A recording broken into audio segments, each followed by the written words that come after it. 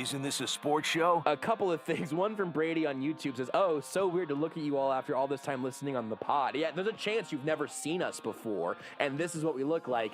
3 of the 5 hottest dudes on Twitch. Almost entirely. Unzip for the camera, Rudy. This is Almost Entirely Sports with Joshua Brisco. Now, Beards, you did say slash and not plus. Are you only playing video games in either a hoodie or pajama pants? I'll leave that to the imagination. I would rather you leave less to my imagination. Take the show with you by listening on the Sports Radio 810 mobile app at 810WHB.com or by searching for Almost Entirely Sports wherever you get your podcasts. I would like less imagination in this segment.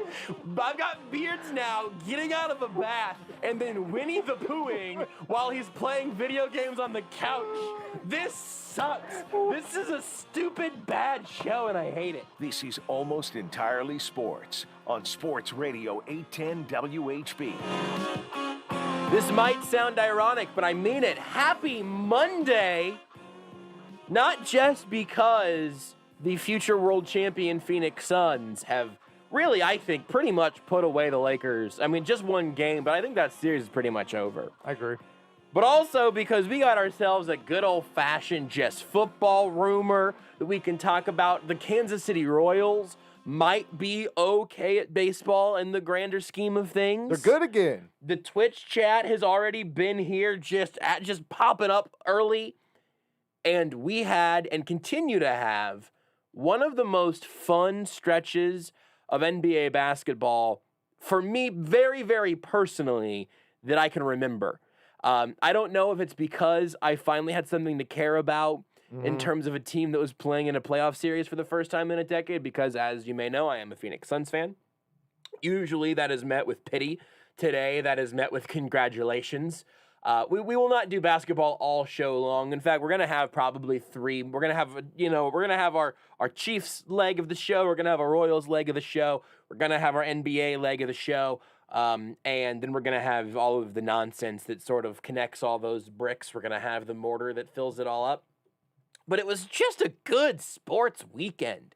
Just wild endings and Carlos Santana hitting a walk-off to in the Kansas City Monarchs throwbacks, dressed to the nines, get the Royals scratching ever so close to 500. But the thing between them and 500 right now is the Tampa Bay Rays, who are 30-19 at the moment. 11 wins in a row. Absolutely. They have won as many games in a row as the Royals lost in a row during that stretch that felt like they hadn't won a game for all of eternity. And they did it trading their starting shortstop. They also just traded their starting shortstop. Yeah, it's a great point. We'll soon call up another shortstop who's like the, second or third ranked prospect. He actually might be best. I think he was Baseball America's minor league player of the year last year. Remind me of his name if you can. Do you remember his Wander name? Franco. Thank you. Frank. Yes. That's absolutely correct. I knew I was going to know Or when you said it. Wilmer Franco. Wander Franco played for the Mets. Then I didn't know that because I was thinking of Wander Franco.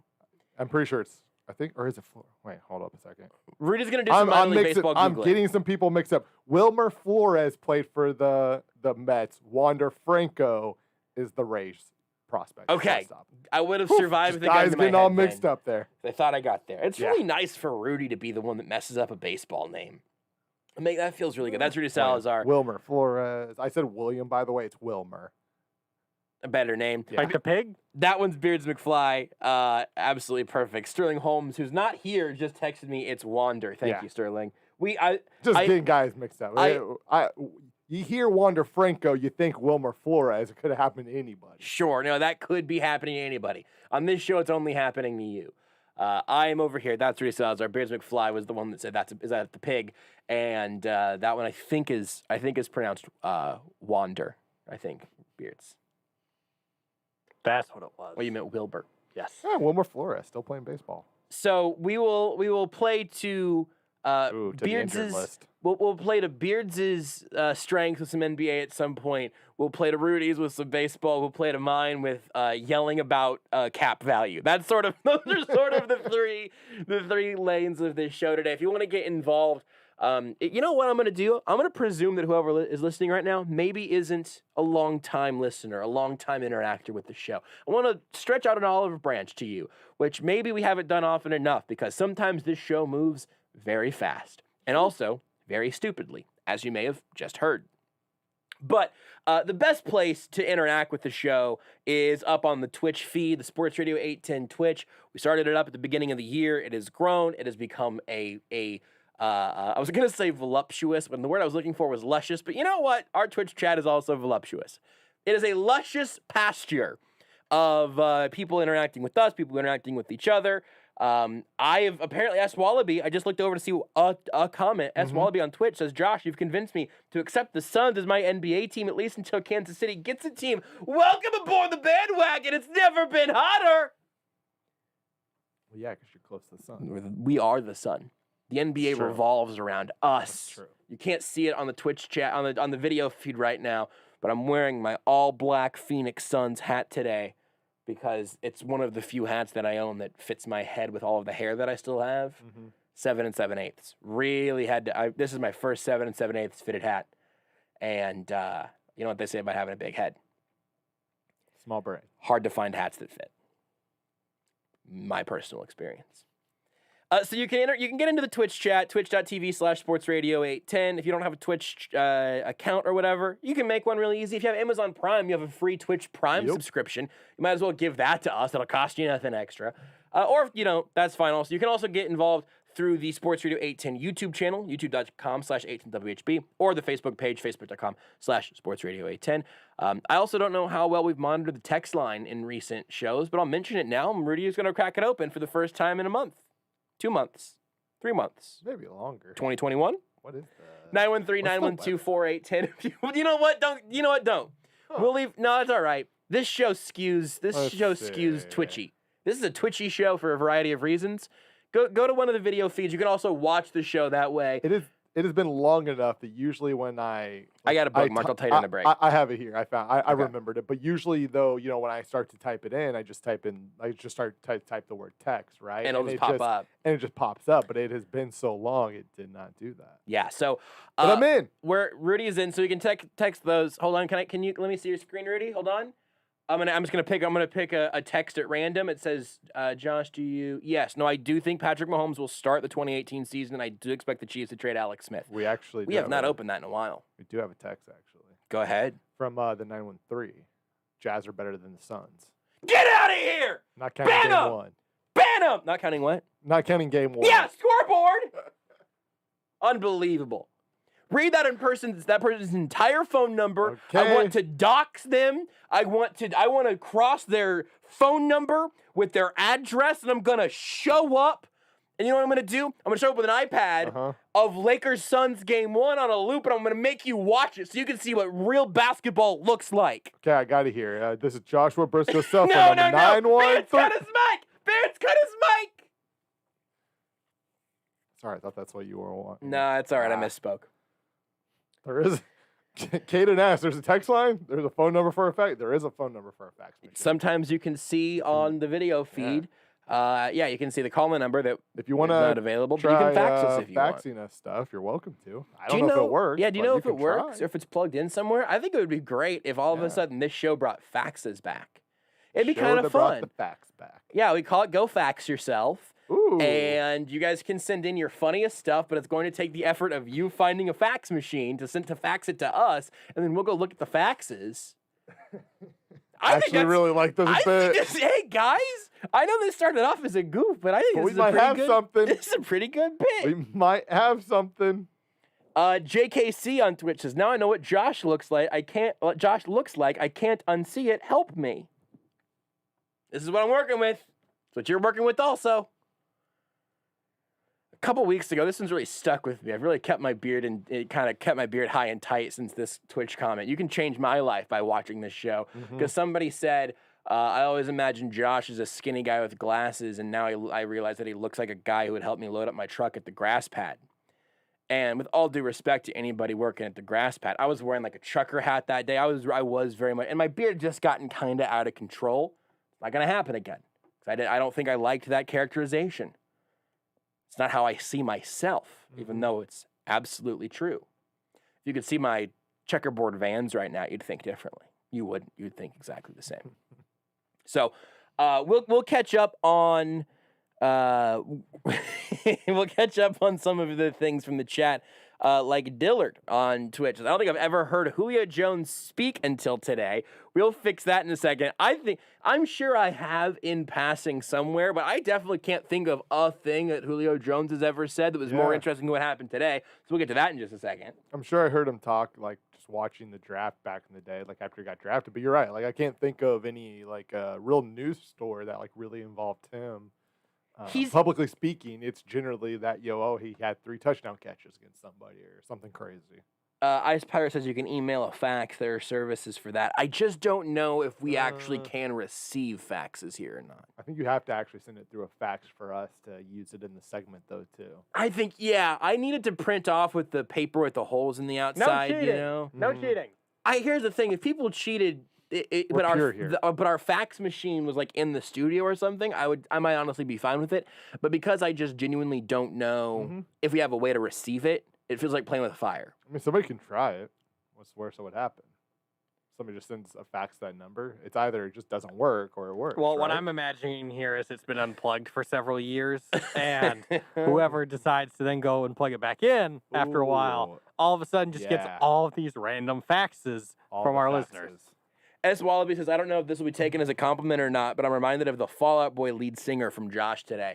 That is something that I have been living with for pretty much every step of Fall Out Boy's existence on this planet has coincided with mine, and I'm fine with looking like Patrick, like I get apparently a cross between Patrick Stump, Sam Darnold, and Luka Doncic. I think the Patrick Stump one is, honestly, especially if I had one of the dorky little hats that everybody, including myself, had in the 2000s, I think that would be borderline undeniable. Like Patrick Stump with a beard.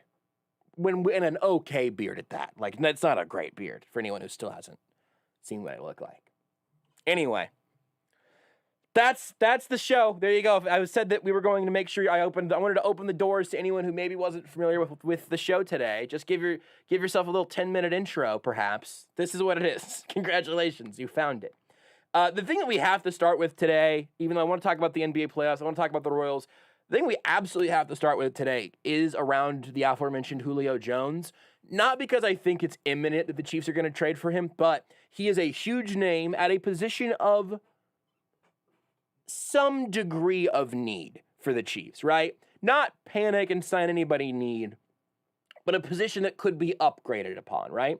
So, Julio Jones, future Hall of Famer, bona fide star, could help the Chiefs upgrade the position.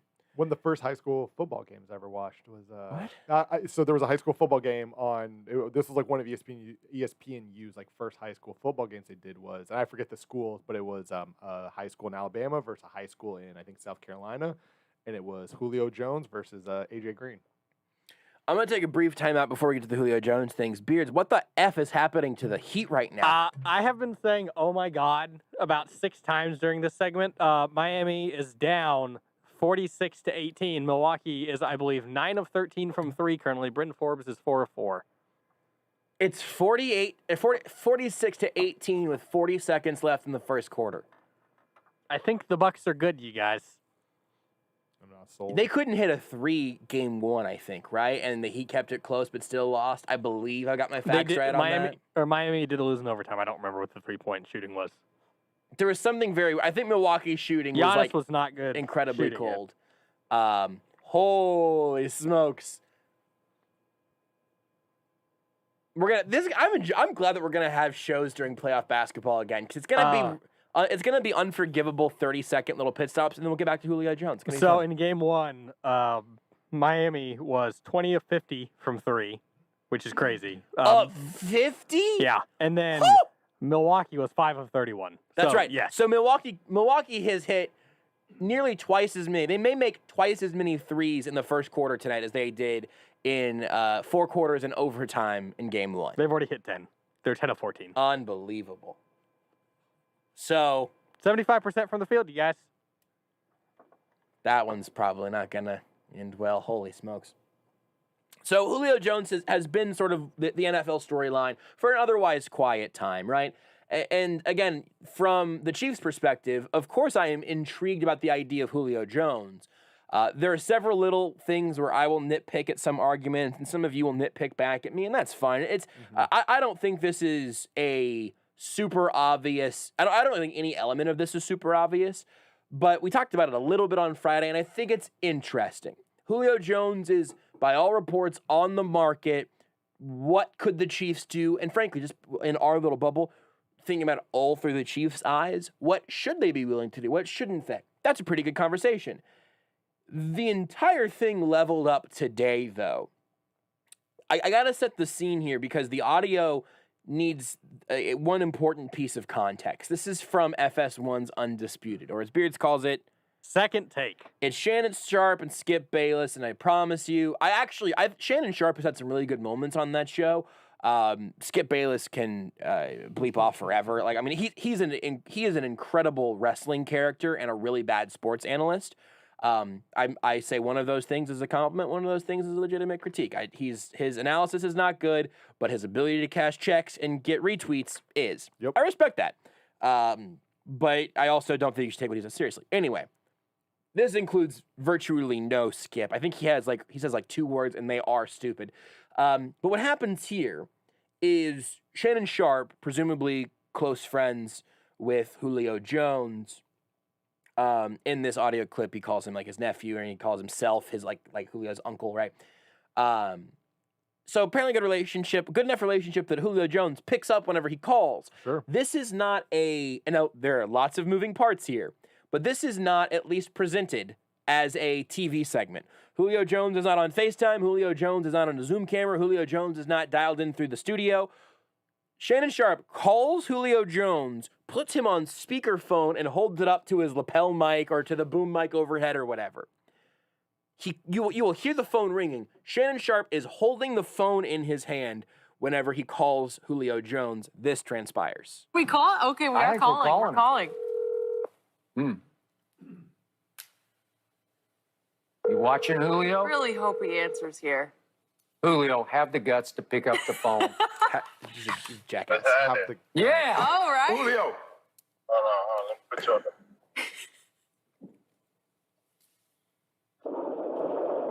Can you hear me? I got you. This is your favorite uncle. What's going on, bro? Man, nothing much. About to go meet up with my brother. What's happening with you? Man, look. You want to go to the Cowboys, Julio? Or you want to stay in Atlanta? Oh, man, nah, I'm out of there, man. You out? He's out of there. Are you going to... Ideally, where would you like to go? Right now, I want to win. Okay. Well, don't go to Dallas. If you go to, you ain't winning in Dallas, Julio. You already, man, listen, come on, man. You already know I know. Okay. Can you remind him we're on television Ask right me now? why we wore the Dallas. Listen. You know how people is, man, with all that going on with the picture? Yeah. And all that, stuff like that. Okay.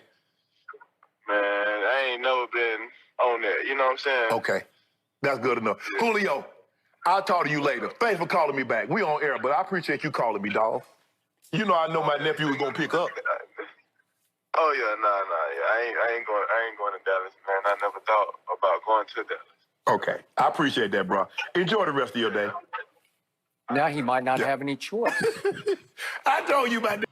Okay, so a couple things. One, Shannon thanks him for calling him back. Shannon, you called Julio, just so you know. Another thing, context, I think there was some post somewhere of Julio wearing like a Cowboys t-shirt or something. Yeah. I don't know where that came. That was sort of the starting point of, are you trying to go to Dallas?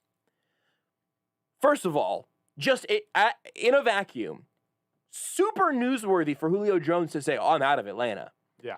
Like, that, to hear a player say, I am out from my former team, we haven't even heard Aaron Rodgers be that blunt. No. We haven't even heard Deshaun Watson be that blunt. Like, it appears that, just to both players, that they 100% want it out. Absolutely. Right? Like, everything but they says, let other people say it. Exactly. Because they're quarterbacks. For sure, but also, we also, that's kind of how you play the game, right? That way, because then now if Aaron Rodgers is back, then you're like, I never said I wanted it out, right? Like, that's how you stay kind of like, it's the game, right? And the other thing is that audio is much more, I think, familiar to the ear of a rabid NBA fan right now. Like, but the NFL has taken very slow steps to kind of match that energy in terms of player empowerment and players deciding where they want to go and everything. The NBA has been ahead of the curve on that. The NFL, not a lot of NFL players have that cachet, by the way. Like, we still talk about Tony Gonzalez trying to finally leave an organization that did him dirty for a long time. He went to Atlanta, and people still hold that against him. And if you do that, you're petty, and it's fine, and we don't talk about it anymore. And you may have seen, just even from like a night ago, the whole Carmelo Anthony thing, which honestly it was super funny weird. because I remember at the time, like, it was like, I thought Carmelo Anthony, again, handled it perfectly, where he was like, hey, I would like to go to New York because that's where my wife wants to live. Yeah. And he continued to play and play really, really well. And like I remember at the time, even people saying how they're like, "This is the way you ask for a trade, right? Like this is how you do it. It's professional, blah blah blah." But then he gets booed, and it was like, "Oh, that's not a great." Yeah, he got booed in Denver. It's like now. that's not a great. That's been a weird one where I feel like when he was at Nick, he wasn't like he was always embraced when they came back. Yeah, but then it was like after the Knicks tenure, he started to get booed. It's weird. Not non-New York, LA, Chicago cities. Yeah, I'm saying this in Kansas City. Everybody, just take a breath. Can get kind of sensitive whenever somebody wants to leave and go to a bigger city because it kind of attacks the city that you love. Yeah. I understand where that comes from, but it's just always kind of been a part of it. It's weird, but it is weird. But so Julio says it directly here. Yeah. Now, newsworthy. What it also means is there was a report recently that the Falcons. We talked about this on Friday. The Falcons were trying to trade Julio Jones. I was saying I don't even know if we had time to unpack this on Friday, but I tweeted about this. That doesn't make sense for the Falcons right now, at least with the plan that they have shown. They restructured Matt Ryan's deal and they drafted a tight end. Those are moves that you make if you think you are very close to, if you just get a couple free agents, a good draft pick, and you get healthy, you think you're a contender. You're trying to make a run. If you're going to rebuild, you trade away Julio, you eat as much of Matt Ryan's cap hit as early as you can. You just saw Matt Stafford get a pretty good trade package. Yeah. Like maybe you try to move Stafford, and then you take a quarterback at 4 instead of Kyle Pitts. Good as he seems like he's going to be, an elite tight end with a crappy quarterback. We just talked about Tony Gonzalez, right? So, not that all of Tony Gonzalez's quarterbacks were crappy. You get it. But Damon Heward was great. He was a literal god. But so, all of those moving parts are all really interesting. But the thing for me watching that video that really jumps out is, wait a second. Does Julio Jones know that he's on television right now? Does he know that he is on speakerphone on live television, which is being recorded, while he says publicly for the first time that he is out of Atlanta? Now, there are conspiracy theories. There are. I saw our friend Dan Lust, sports law guy, was tweeting about 2-party consent in the state of California, which means that you can't actually even record a conversation without both parties consenting to it. In Kansas and Missouri, you can record as a 1-party consent, which means that one party in the conversation, can record the thing. That's a state-to-state rule that I've always found very interesting since I learned about it in like journalism class and whatnot. But you've got that. You've got people tweeting about how TV producers and lawyers will have very different views on all of this. You've got the conspiracy theory that Julio knew, but he didn't want to make it a big deal. So somebody got into somebody's ear and was like, "Hey, can we just call you on air? We'll make it real casual. We'll see. We'll make it seem like this was not your decision. Like you planned on coming on. Like." Yeah. You could even say, I didn't know, and we'll just take the fall because we're going to get a ratings bonanza, a virality bonanza out of this. Every single media outlet in sports is going to have to credit Skip and Shannon undisputed for this clip. So we'll take the heat and we'll say, you can go all the conspiratorial you want. I've watched that clip and listened to that clip a number of times now. It didn't really seem like Julio knew he was on air just then. And maybe he did. But the way that he was just sort of flippant, and people say, but also, he and Shannon are good friends. He probably knew it was on air.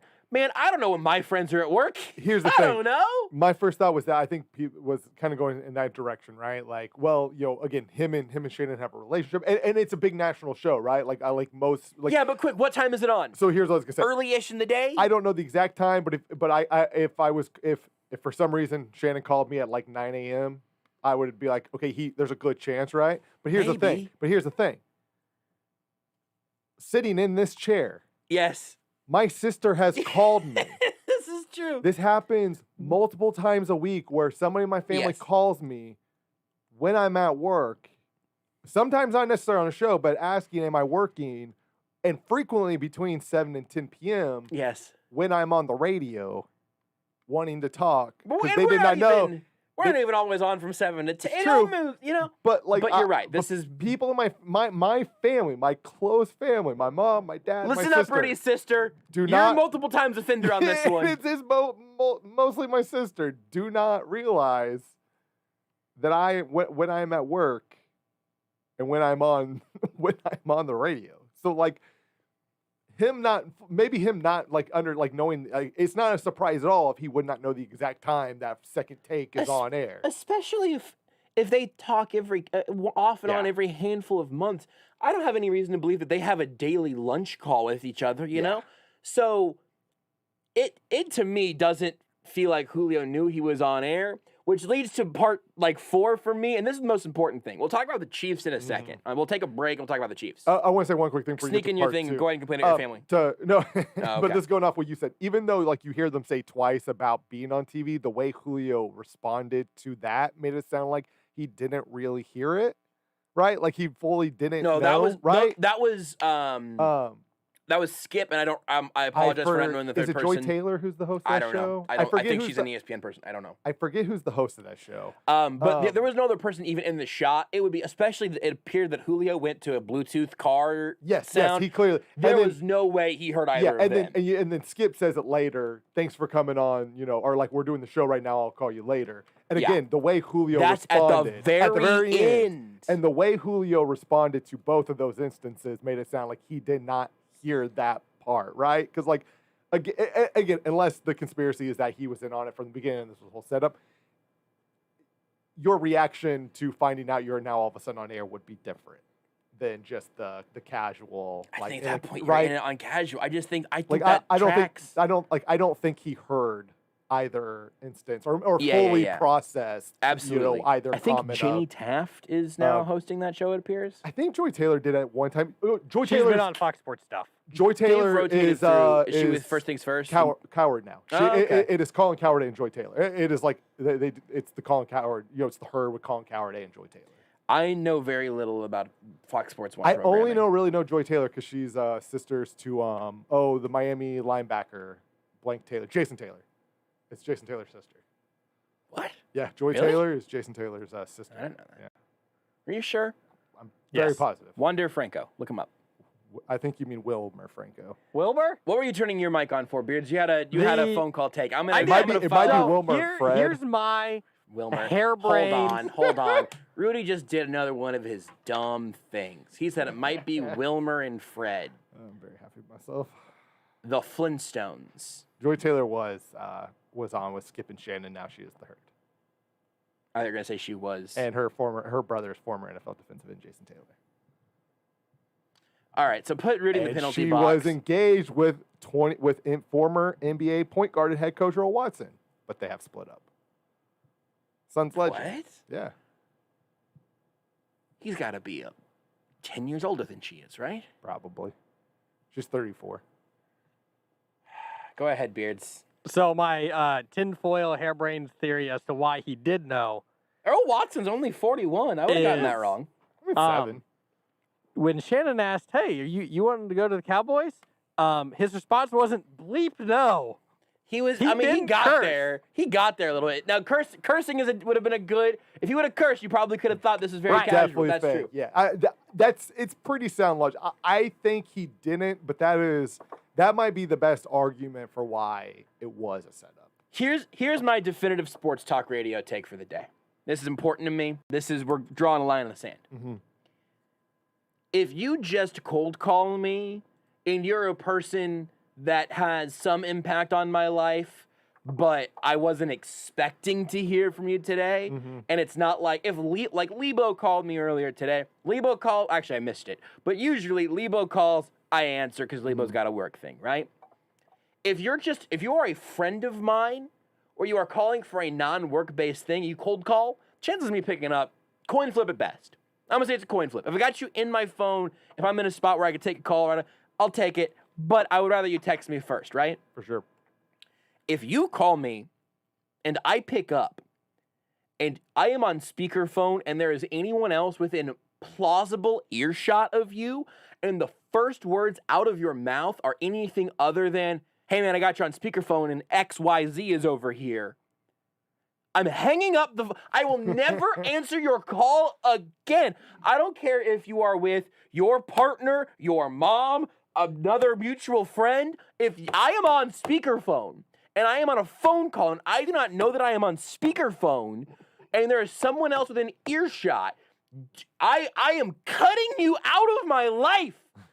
You are setting me up for you. Period. Actually, that's all it takes. You're setting me up. I Yes, could have done this years ago. you should have. If you guys were in the studio, in the office down there, and I got a phone call from one of you, and I pick it up, and I hear you talking, one of you's talking to me, and then I say something back, and then you say, by the way, I've got Rudy here on speakerphone. I might have just said something terrible about Rudy. I was trying to keep it behind his back, and now you've aired out my dirty laundry. It's unacceptable friend behavior. You are setting up your friends for just bad anything. Just the first word. If I'm on speakerphone, if anyone is on speakerphone, you have to have a roll call of, hey man, just before we get, hey, thanks for picking up. I'm right here with Alfred, our good friend Alfred, and also his wife Jenny. Their kid Bruce. And their kid Bruce. Wait a second. Is Alfred Bruce's dad this whole time? That's probably been covered in a comic book somewhere, right? I would imagine. I'm here with Alfred and Jenny. We wanted to know if you could come get dinner tonight. But, oh yeah, hell yeah, I'd love to. But what if you say, hey man, you want to grab dinner tonight? Alfred and Jenny are in town. And I go, oh God, I'd rather die of starvation than eat dinner with Jenny. She changed Alfred, man. He was a different man before they got together. She's the effing worst. And then you go, yeah, so I got both of them here on speakerphone. That is your fault, not mine. That is not my fault. I thought I was talking to you, my former friend. Not you and Alfred and Jenny. And Jenny's the worst. Alfred would even acknowledge it, but not if he was on speakerphone. She's around. And not if she's listening through speakerphone.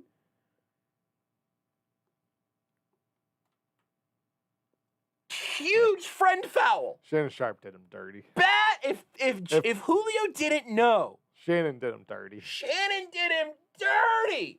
Just a horrible betrayal of trust. Yeah. I will never answer your call. If that happens one time, not even if it goes badly, but just one time, I'm never answering your phone calls again. Friendship over. If I have to pick up, I'll pick it up and I go, yo, and I'll say, hey, are you on a tapped phone line right now? Is there anything I should know before I tell you my deep, dark secrets? Are there FBI agents or Jenny listening in right now? See, that's the thing. I'm fine with the FBI and the NSA listening. I just don't want Jenny listening. Because she's the worst. Want more Almost Entirely Sports? Watch the show live on the Sports Radio 810 Facebook page. A reading from the Golden Oak.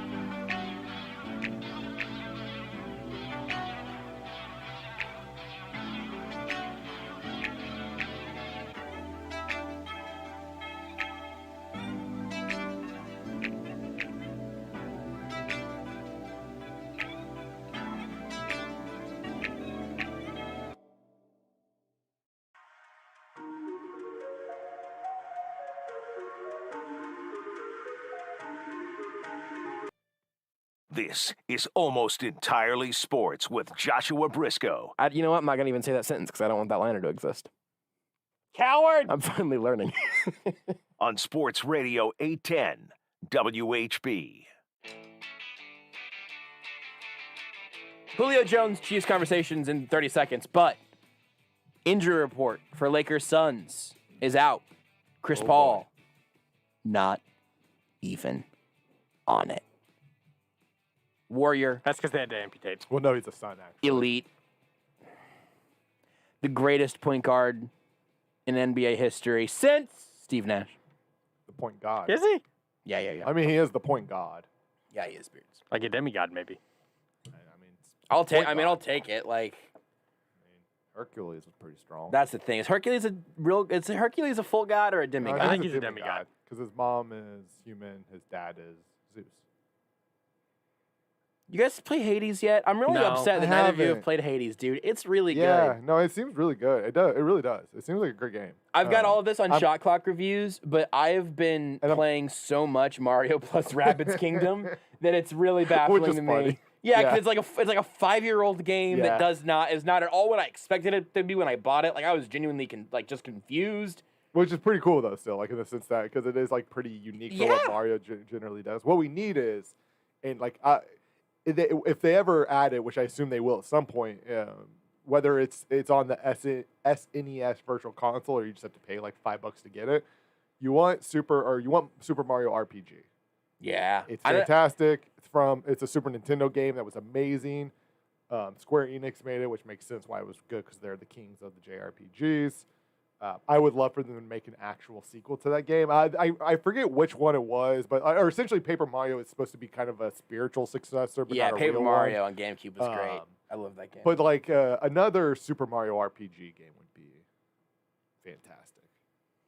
I also just saw I got another text from Sterling that says 7 7/8 is an absolute massive dome. Barry Bonds post steroids, allegedly. What Esque. show are you listening to, Sterling? I mentioned that like 30 minutes ago. He texted did. me like 30 minutes ago. Oh, okay. I said, you know what you say about big heads? Yeah. Is that you have a hard time finding hats. Yeah. I think SSJ's an 8. I was talking to him. Personally, I think he's an 8.5. But I was talking to him at the Monarchs opening game, and I think I ended up fully biting his style, honestly, also because I spent too much money in like the team shop there, and I regret none of it because their merch is absolutely incredible. Really good. But yeah. they have a stretch fit, all black. It's much like the hat I'm currently wearing. If you're watching on Twitch, you wouldn't be able to tell the difference. But it's got the Monarchs logo on the front, and it's a stretch fit hat that actually sits on my head in okay fashion. That's good. So Nice. I'm increasing my hat collection to include hats that don't give me a headache after wearing them for 30 minutes. I'm happy for you, man. Thank you. Thank you. a big It's day. nice to celebrate the wins, Hey, you know? it's the small things in life, man. If there's anything I've learned over the last like 3 years, it's the small things in life that get you through the day. 2 people have mentioned Super Bunny Man. Is this going to get me in trouble for saying it before Googling it? Oh boy. It looks to be a real game Yeah. on Steam with good ratings. It looks absolutely bonkers, though. Huh. It's a co-op physics-based platformer where you use rolling, jumping, and grabbing to overcome challenges.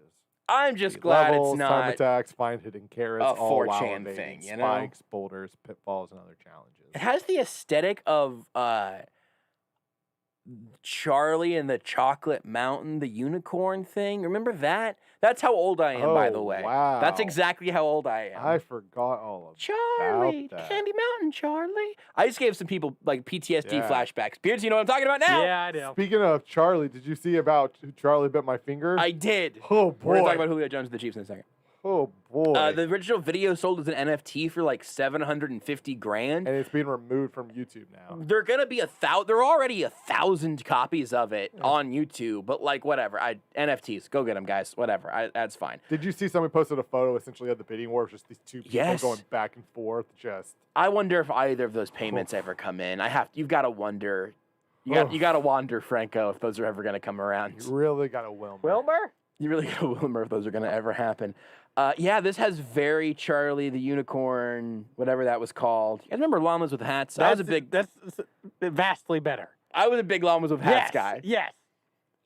Rudy, ever watch Llamas with Hats? This might be a commercial break thing for you to add in. I do. I don't. This is a complete series. Oh yeah, 12 you haven't episodes. seen the whole thing? I think I've seen many of them. Yeah, I don't think I ever really like sat down and like watched all of them, but I recognize it. I'm gonna make sure my volume is. Oh nope. Down. We're good. Okay. Whew. That was playing with fire. Weird time in YouTube. Just a weird. Some would say the best. You think 2009 was a weird time? I can show you from like 2005 much weirder videos. 2005 was that like Salad Fingers era? You guys remember Salad Fingers? There's a let me see. I think it was just called Shoes. At the very least, by the way, I didn't mention this earlier. Matt Derrick of KC Sports Network at 8 and Max Rieper of Royals Review at 9. Yeah, so there's a video. This guy. What is it called? It's just Shoes. If you just type in Shoes YouTube, it'll pop up. A guy named Liam Kyle Sullivan made it, and he had like one other one as well. But the Shoes was the. Apparently he made one called Mask just last year. So apparently he's still going strong. Wow. This was like Shoes was like the biggest video in like 2006. Salad Fingers was 2007. Yeah. Shoes was right before Salad Fingers. If you don't remember Salad Fingers, I can try to get you to remember it in 2 words, which is Rusty Spoons. Ronald McDonald just tweeted Muffins. He also had one called Muffins. That was great. Apparently Liam is still going strong, though. There's a pinned comment on the original Salad Fingers video with 40 million views from May 2007 that says, "We've got Salad Fingers plushies. They're amazing." That's there from 3 months ago. So this dude's still profiting off of it in some way. God bless him. Because it was harder to monetize earlier. Oh, it's so bad to look at. The laser collection! Is that the I'm a Fire, I'm a Laser? Yes. Yeah. Do you know what I watched a couple days ago? Sullivan won a People's Choice Award for his music video Shoes. Good for him. He made appearances on Gilmore Girls, A Simple Rules, and Alias. Wow. All right. This is interesting because this is going to be a YouTube like coming of age touchstone where a certain portion of our audience right now is so happy to be hearing these names again. Yep. And a certain portion of our audience is going to make me sound and feel really old when they don't know about Llamas with Hats. There is one comment on the Sports Radio 810 Facebook page. Sure. It asks the question, which I think we all have on our mind. Yeah. Todd Gurley to the Chiefs? I sure hope so. On my fantasy team, it'd be real nice for me Is he still a free agent? I think so. I actually didn't know that. I figured he was. Do you think he's a big Llamas with Hats guy? I think he's probably more of a Salad Fingers guy. I don't know why. I don't think. I mean, I guess currently a free agent. Yeah, I was gonna say I don't think he's with anybody. I would. Unless he was still technically a Falcon. That's sort of what I was thinking, but. Because I remember we had the whole thing where one of the and this was months ago, like right after the. Do you remember Marvel versus DC? Yes. That was a crazy one. I don't know if I do. It was all made with actual action figures and like one dude voicing all the characters. I remember those days. Getting really into that. It was honestly great. Although it's hard to Google currently. Did it have a different name at the time? Well, it's just some random guy. There's also like a lot of like. Account. There was also like a lot of Marvel, to like really just if you're just playing on Google because there's obviously just a lot of products out there, Marvel versus DC. Yeah, it's just some random guy whose name is a YouTuber. All right. But like, do you have his name? I'm not playing this game with you. Mike Wazowski. Wilbur? Let's take a break. Whenever we come back, I've got a Julio Jones take. We'll see if we get there. Julio, also, Todd Gurley to the Chiefs? Who knows? At JB Brisco. At Beards McFly. At Not That Rudy. At Sports Radio 810. Just do it already.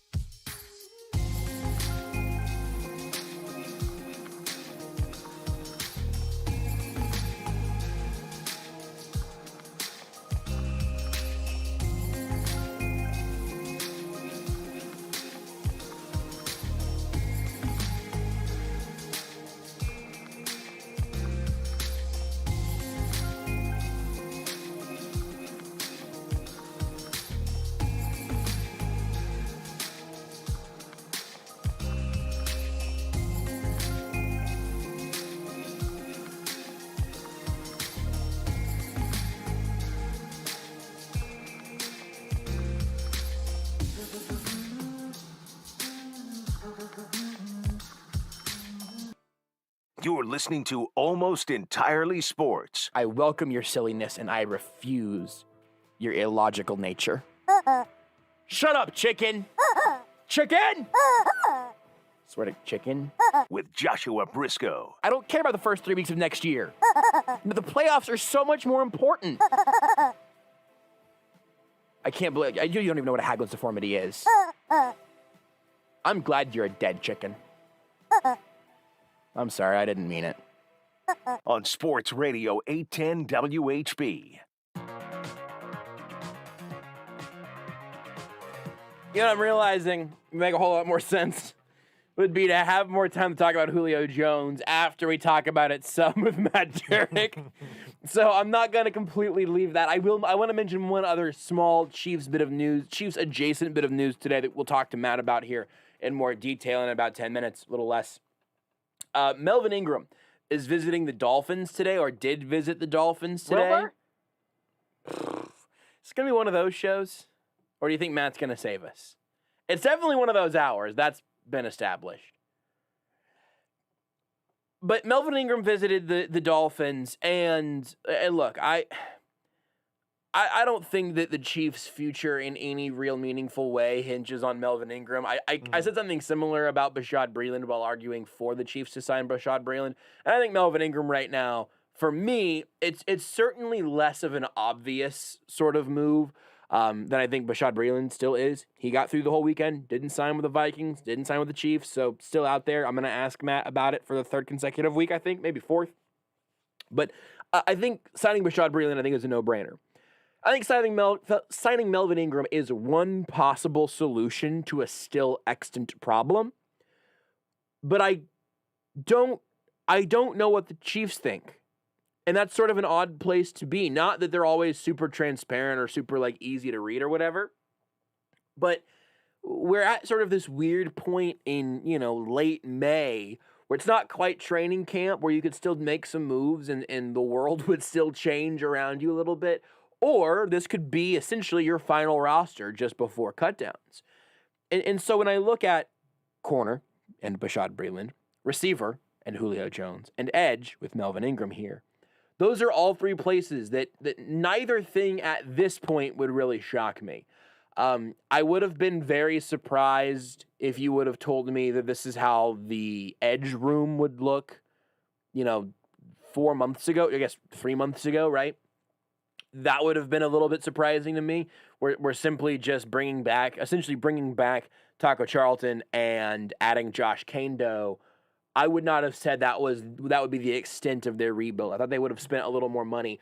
Honestly, maybe it's Joe Tooney money to bring in. Although I don't think there would have been an edge on the market that would have been as expensive as Joe Tooney over the life of his deal. But I figured there would be a veteran edge that would fill the Alex Okafor mold, but that would hopefully do it in a way that was a little more consistent and a little less, battered by injuries. And they haven't done that yet. And obviously there's some interest there with Melvin Ingram. If you gave me my choice between Justin Houston and Melvin Ingram right now, I would take Justin Houston. If everything's just in a vacuum, he's been more healthy recently. And it wouldn't be surprising at all if you said, yeah, I really think Justin Houston has a little more gas in the tank right now than Ingram does. I wouldn't fight you on that. I wouldn't fight you the other way either, probably. But Houston's health has been a better asset to him over this later stage of his career than it has been for Ingram over that same stretch of time. And I think they both could do some good things in this defense. But I just sort of keep thinking that it's going to be one of those guys. That it's going to be Bashaud Breeland, or maybe they would, at this point, I don't think they're going to bring another veteran corner. I think it's going to be Breeland, or they're going to go with this group. Yeah. At receiver, I thought they would bring in someone who had done it before at a major league level and not just Cornell Powell. So could it be Julio Jones? Those are all the moving parts around the three remaining spots that I think you can still kind of nitpick at to say, I think there's actually probably some room to grow here. You're kind of. No, yeah. I wasn't sure if you needed a little space. No. Give you a little opening. I don't think. I can't dribble with my right arm. I completely agree with everything you said. If they were going, if adding a corner was just about adding another guy, right? Like that guy probably would have been added, and to a degree, I think that's probably also the same with defensive end. To a degree, we obviously know they just like defensive linemen more. It's Bashaud Breeland or bust, I think, at corner. I think receiver, that guy who's done it before that they brought in was essentially Demarcus Robinson. I think that's how they look at it now. Whether or not we can question, the validity to that, but I think that's their thought process there. Ice Pyro says Josh involved in the Twitch chat early. What did he think was going to happen? Caden says Twitch wants more almost entirely. Everyone else wants more sports. Fair enough. Matt Derrick's next. Clay's cleaning service has a spotless reputation. Will you take care of the windows? Hello, this is Clay. But his business operations could use a light dusting. Boy, I had you scheduled for next week. I'll just check here. No, absolutely. We will be there tomorrow. Indeed can help him hire the people he needs. I need Indeed. Indeed you do. When you sponsor a job, you immediately get your short list of quality candidates whose resumes on Indeed match your job criteria. Visit Indeed.com/credit and get $75 towards your first sponsored job. Terms and conditions apply. You can keep your grass green and lush all year long with a new sprinkler system from Summit Lawn and Landscape. Call Summit Lawn and Landscape today at 816-966-9434 to design a water-efficient system for your home and never drag a hose again. 816-966-9434. Summit Lawn and Landscape provides complete lawn maintenance, including mowing, fertilization, and landscape installation, maintenance, and design. Call 816-966-9434.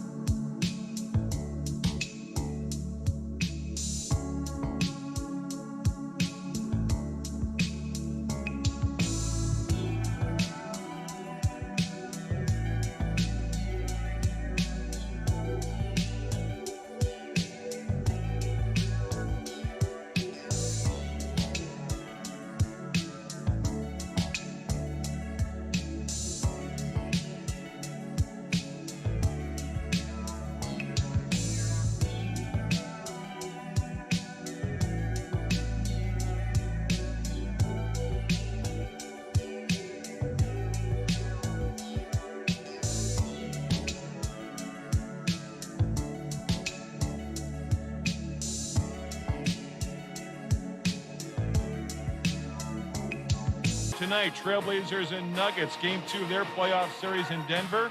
Utah Jazz announcing today Donovan Mitchell will be available for Game 2 against the Grizzlies on Wednesday night. Mitchell admitting after practice today was not happy with not playing in Game 1. Mitchell's teammate Jordan Clarkson today voted as the NBA's Sixth Man of the Year. Lakers and Suns, they continue their series Tuesday night, Game 2 in Phoenix. Jay Williams this morning on ESPN Radio on what he wants to see going forward from Anthony Davis of the Lakers. I just want to see AD be nasty. Like when AD is nasty, that's a different Anthony Davis. When I see Anthony Davis taking fadeaway jump shots against DeAndre Ayton, and I see Ayton with 16 rebounds, and I see Anthony Davis, how many rebounds he had? 7?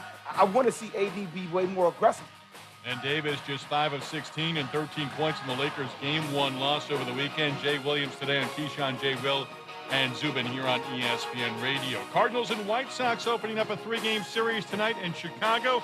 Game airing on ESPN and the ESPN app. They are scoreless in the 3rd inning. Earlier today, Tampa Bay Rays took their win streak to 11 in a row.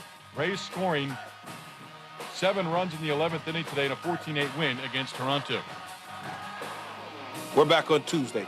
Market Madness continues, and we'll tell you if LeBron can avoid an upset in round 1 on and off the court. Keyshawn, J. Will, and Zubin, Tuesday morning on ESPN Radio.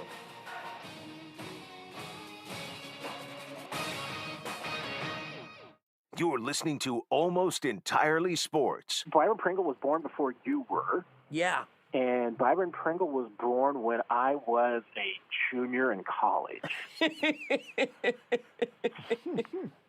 I just realized I could be your father. I mean, my social life would have had to have gone much, much better. With Joshua Brisco. Dad? On Sports Radio 810 WHB.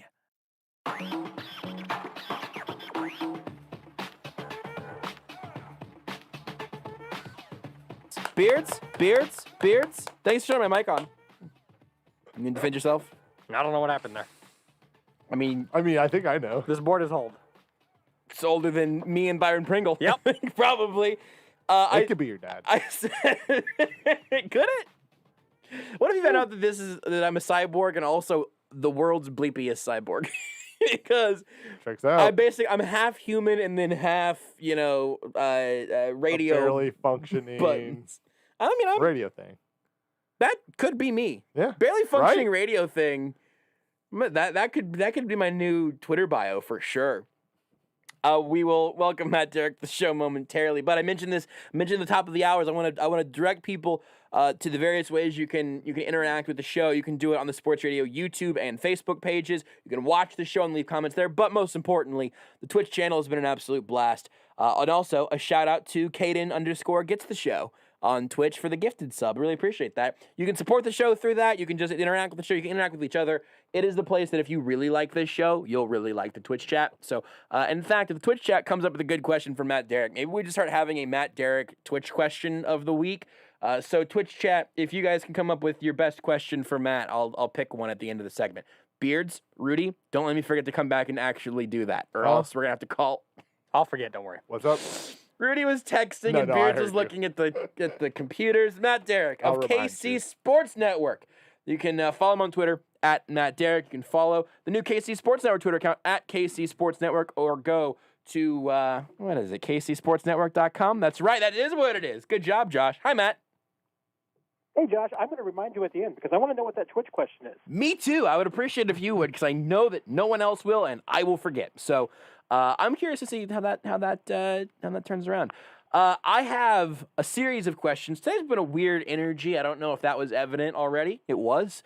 Not that necessarily stands out from the crowd. I want to know what your etiquette is if you were to cold call me. I look at my phone. I see Matt Derrick.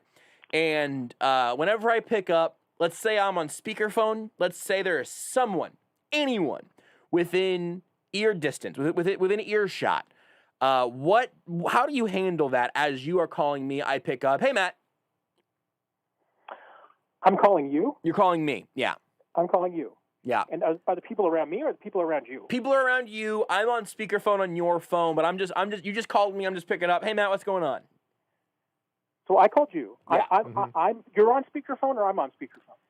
I'm confused about the question here. I need a lot of details here.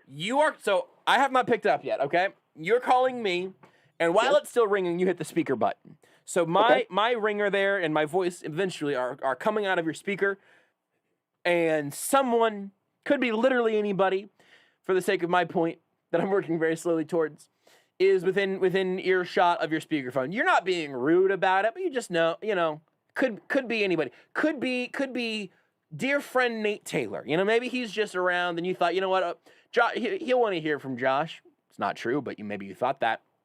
I'll go ahead and just put you on speakerphone, and then I'm ringing through, and then you hear over the speaker, you hear me go, hey, Matt, what's up? I'm picking up a cold call here. Yes? So what is your first step after I answer the phone? I might say, hey, what's up? Yeah, but you called me though in this, so I'm like, hey, what's going on? Why did you call me? Well, and I'd say, I don't know why I called you. No, here's the thing, Matt. Here's the thing. It doesn't matter because the first thing you say is, "Hey, Josh, want to let you know I got you on speakerphone. Nate Taylor's standing right here," and I go, "Oh, hey guys, what's going on?" Okay, that's now what first thing. What you're asking for makes a whole lot more sense. Because sorry. all these things that you were saying made zero sense to me. Because I'm like, okay, for the first time in the history of this show. Yeah. I am not going to call you when there are other people around because I never make a phone call generally when there's other people around. I mean, unless it's like, hey, a bunch of us are hanging around thinking, hey, does Josh want to go to the movies with us? Okay, maybe that's where I'll call you. But if there's other people around, I'm never putting you on speakerphone. I don't do that when there's people around. See, the issue here is that you are too courteous and conscientious to even play in this mythical space because you would never. But it's just something that I've become acutely aware of today following the Julio Jones fiasco that was. And I don't know. Is that where we're going with this? That's where I'm going with this. It stemmed, against all odds, it stemmed from a sports thing. See, but that's even a different category. Absolutely. Because if you call, I don't have a show. Right. I don't have a network TV show. Yeah. So if I called you, I guess I could be on Sunday Sound Off, and I would say, hey, Mick Schaefer, hold on. I need to call Brisco real quick. But you guys... And put you on speakerphone. It wouldn't be the craziest thing that's happened on Sunday Sound Off. It would not be the craziest thing that's ever happened. But, once again, yes, I would probably say, hey, Josh, you're on the air, just to make sure that, you didn't start cursing or anything. Right. That would be helpful. If I called, let's say I called you at 9 p.m. and it's a weekday, but sometimes some weekdays we don't have shows here, whatever. If I called you at 9 p.m. and it was on speakerphone into my microphone here, it would not be an overreaction for you to never speak to me again.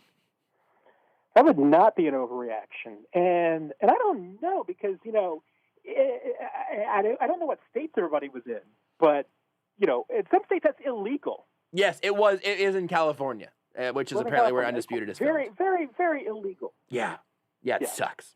Yeah. So anyway, did you think that was legit? Did you think that Julio Jones knew that he was on air as that happened today? It sure didn't seem like it. Yeah. I mean, from what I've seen, it's not. I don't know why he would have thought that he was on air, if for no other reason than you've ever been on a phone call like that when they're on speakerphone in that situation. You can't understand pretty much anything anybody is saying. Yes. So even in those few moments when there's somebody's voice saying, "Oh yeah, you're on TV," there's no way he would have heard that. Yeah. Yeah. My new rule of thumb, I think, is that if I pick up the phone from anyone who might be anywhere near a microphone, the first word out of my mouth is going to be the F word. So at the very least, the first few, then someone has to go, yo, hold on, we're on radio. Go, wait a second, you didn't tell me that. You didn't bleep and tell me that. That's just gonna be how I answer the phone from now on, which is probably gonna be very jarring the next time that my mom calls. If you want to handle it more, delicately, you could just simply, instead of saying hello when you answer the phone, you could just answer the phone and just ask the question, am I being recorded or broadcast at this moment? I think that's great because it's going to sound so inconspicuous. No one's even going to think twice. Why is he so careful about this? Totally not a thing a crazy person would do. And also, we'll go into my Rolodex. I'm just trying to be prepared against this because I don't want to get Julio'd, or I guess Shannoned. I'm not sure, but I don't. Mossed, I think. I don't want to get mossed. So with that being, of course, I will say this: there was a lot of people that were on that show, however, that I wouldn't mind see going to prison. Can I power rank them from first to worst? Let's figure this out. And why do you hate? Hold on. On this, I've already. The new Joy Taylor, whose name I forgot. Yeah, I know. I'm gonna try to get her name. Boy, this is just gonna really take a while. Tell me why. Why do you hate Jenny Taft? I didn't say everyone. I said a lot of them. Yeah. So, is it Jenny Taft? There's nothing personal there whatsoever. No. Shannon Sharp. Do you want him to go to prison? I I wouldn't testify on his behalf if we're keeping him out. I mean, if he was innocent, which he clearly wasn't in this case, I mean, I would absolutely positively testify against him here, and I wouldn't be a character witness to keep him out. But you know. Well, I can't think of anybody else who has a prominent role in that show. Skip Bayless, I would plant evidence in prison, so I would never have to see him again. So you just admitted that you would do a federal crime to put Skip Bayless in prison. That's a good take. That's maybe the best take we've ever had. If I'm not a law enforcement official, would it still be illegal for me to plant evidence? I mean, I would think so. I'm gonna do an incognito tab for this Google search because I can't have my algorithms being tracked this way. Is it? I'm just asking. I want to make it very clear. I'm asking some hypothetical questions here. Plant evidence if you're not a cop.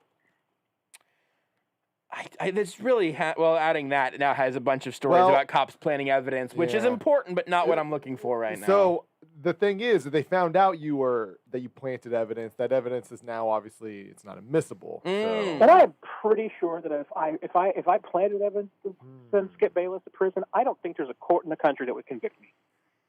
Penal Code 141 PC. About to read the same thing. Planting or tampering with evidence. This is California. Yeah, it's in California. But they're in California. Matt's going to probably have to travel across state lines for this, but what does that mean then? Bayless travels. I could get him in a state with some, hypothetically, I could get him in I'm sure a state with some lower standards. I mean, he probably has a place in Tennessee still, I would imagine. Dude, if you get him to Texas, I think it's the purge down there. Yeah. There are no laws in Texas. All crime is legal all the time in Texas, I think. Yeah. So I'm pretty sure that at the very least you could then get some sort. They would not excommunicate you back to. That's not the word. Extradite. Excommunicate, sure. I think it is illegal to not own at least 10 guns in Texas, but that might be the only law in Texas. Yeah. There's just many other reasons not to play for either the Cowboys or the Texans. Yeah, that's all true. Very true. So what did you think about some of the football elements of that? Because if Julio really didn't know, he came out and kind of by accident, he took the heat off of the Falcons and kind of put it on himself, making it very clear that he was the one that wanted out of Atlanta and not vice versa, which at least I didn't realize that until today. The thing that I love the most about this whole thing is that the Atlanta Falcons website did a story about this. Yeah. And posted the video. Mm-hmm. I mean, that pretty much tells you right there that Atlanta's kind of washing their hands of this situation, saying, okay, you know what, Julio? Yeah, whatever. You're done. By the way, I'm getting a cold call right now from a number that I don't have in my phone. I want to answer it and put it straight to the speaker, to the microphone so badly. It's almost certainly a spam call because I get 1,000 of those, but that's almost certainly that. But boy, that would be a good bit. Maybe they're calling to tell you that you won an Amazon gift certificate. Oh, dude, I love Amazon gift certificates. That'd be awesome. So I guess as long as my car's extended warranty isn't about to expire, which I know for a fact, I just got it. I just bought this car. I got that call yesterday too. Yeah, it's like, no, I'm good actually. Thank you for trying.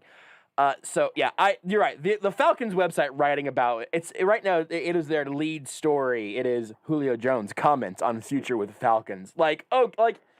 Listen, no fault to whoever's forced to do this job, but this is a tough one.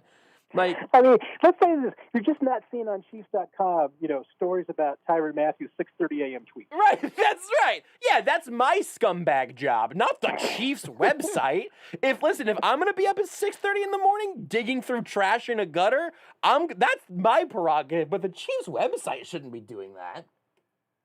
Anyway. The Atlanta Falcons website, all over that one. Yeah, really is. Good work by them. So what do you think? You tweeted earlier that you got this correct. I'd like a percentage chance that the Chiefs make a move at Julio Jones. I would like the percentage chance that you think that they are legitimate players at some point in this conversation, and the percentage chance that Julio Jones becomes a member of the Kansas City Chiefs. I mean, I think fairly remote. I want to. My gut wants to say 2%. Mm-hmm. I suppose I should give myself a little bit of leeway. Give myself a little bit of leave somebody here. Give myself a little leeway. And I'll say 10%. I mean, I'd kick the tires on it. Yeah, I'd maybe make some calls, but the number of hoops the Chiefs would have to go through, jump through to make it work, just on paper and financially and cap-wise and all these things. And then that doesn't even get to the point where you're like, okay, so how can we find 600 targets for 3 guys? Mm. I mean, then you're getting into a whole other set of, how would just the logistics would work? I mean, I don't think it would. I mean, I don't think that it would be the greatest of moves. I think the Chiefs are really pretty much set with what they've got. And, yeah, Julio Jones is a great player, but there's a lot of questions, a lot of issues with it, and I don't know that it would be the smart move to make. So, I mean, it's kind of interesting to hear you mention, like, the catches and sort of the one ball to go around thing. Do you think that, I guess, how happy do you think the Chiefs are with their in-house situation right now? Because the one thing that I would just, like, in the little switch-around game that you play with a roster from a year-to-year basis, obviously you've got a bunch of the guys in their same spot. Another year for McCole Hardman. Tyreek Hill's going to be the same guy. We expect Travis Kelce to be the same guy. We obviously, like, Demarcus Robinson is back again. We see him again. We see Byron Pringle coming back. All the who could be your child. And then you get Cornell Powell, who essentially steps in wearing the same number as Sammy Watkins. I don't expect him to get the targets the Chiefs were budgeting for healthy Sammy Watkins. Could he get injured Sammy Watkins work? Maybe, but I don't know. It's kind of an interesting place they find themselves in, because I don't disagree with anything you said there, but like I also thought that there would be another player with a higher ceiling catching passes at some point this season. Yeah, I mean, obviously, if the Chiefs could have waved the magic wand, there would be another receiver in Kansas City, because they made some offers and they tried to find some guys. But, the difference there is that most of the receivers they were targeting, and let's point to J.J. Smith-Schuster, a guy who, even though he's used to, being the top receiver in Pittsburgh for a period of time, he's been the number 2 guy. I mean, he's been the second banana. So I don't think that would worry them. He's also younger. I mean, he's been healthier. I mean, those are all factors that went into it. Julio Jones is a great player, but also has a salary cap hit twice what they would have had with J.J. Smith-Schuster. Is older, is coming off an injury season, and is used to being that 150. The guy had, 203 targets one season? I mean, he's never been the number 3 option. Even when Tony Gonzalez was in Atlanta with him, he wasn't number 2 or number 3. He was still number 1. And I don't know. I mean, I don't know how that would fit. And I think that the other receivers the Chiefs were targeting this year, the commonality amongst them, they were cheaper, they were younger, and I think they fit in better with what the Chiefs want to do. The one other thing there that I would add that you just sort of made me think of is that if they were really going to push to add a receiver, the other advantage for Juju Smith-Schuster or for any of those other guys that ended up getting varying degrees of close, it sounded like Juju was probably the closest, but none of those guys were going to cost draft picks either. That I don't know what the cost would be for Julio, and I think that there is a cost. Well, there's certainly a cost at some point where I go, yeah, you know what? I think you move the money around, whatever, and you see if it works and see what he wants and if he wants to be here and all that stuff. And if he doesn't for any of those reasons, you probably just don't worry about it. And maybe that's why the Chiefs don't show up on any of the betting favorites for where he ends up playing in 2021. But they could have offered Julio Jones's 2021 cap hit and gotten Juju Smith-Schuster for 1 year. Like that, they almost certainly could have outspent by another few $1 million. So it would be kind of strange, because I would rather have Julio in a vacuum, I guess, even noting what we think the Chiefs would want.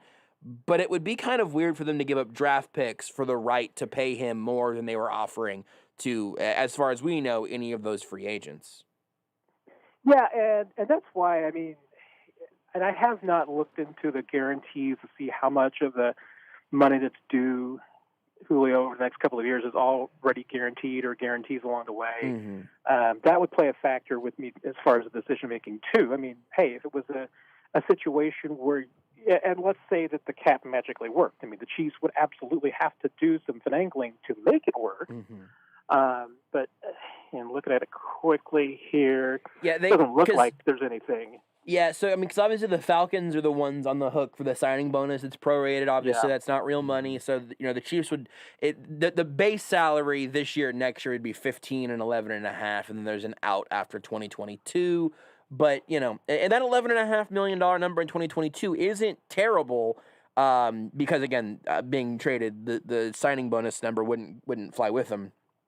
But it's a deal that, again, it didn't seem like they were willing to offer anybody without having to have draft picks in the equation. And if you think it's going to be a 2-year rental, the draft pick price would have to drop pretty significantly.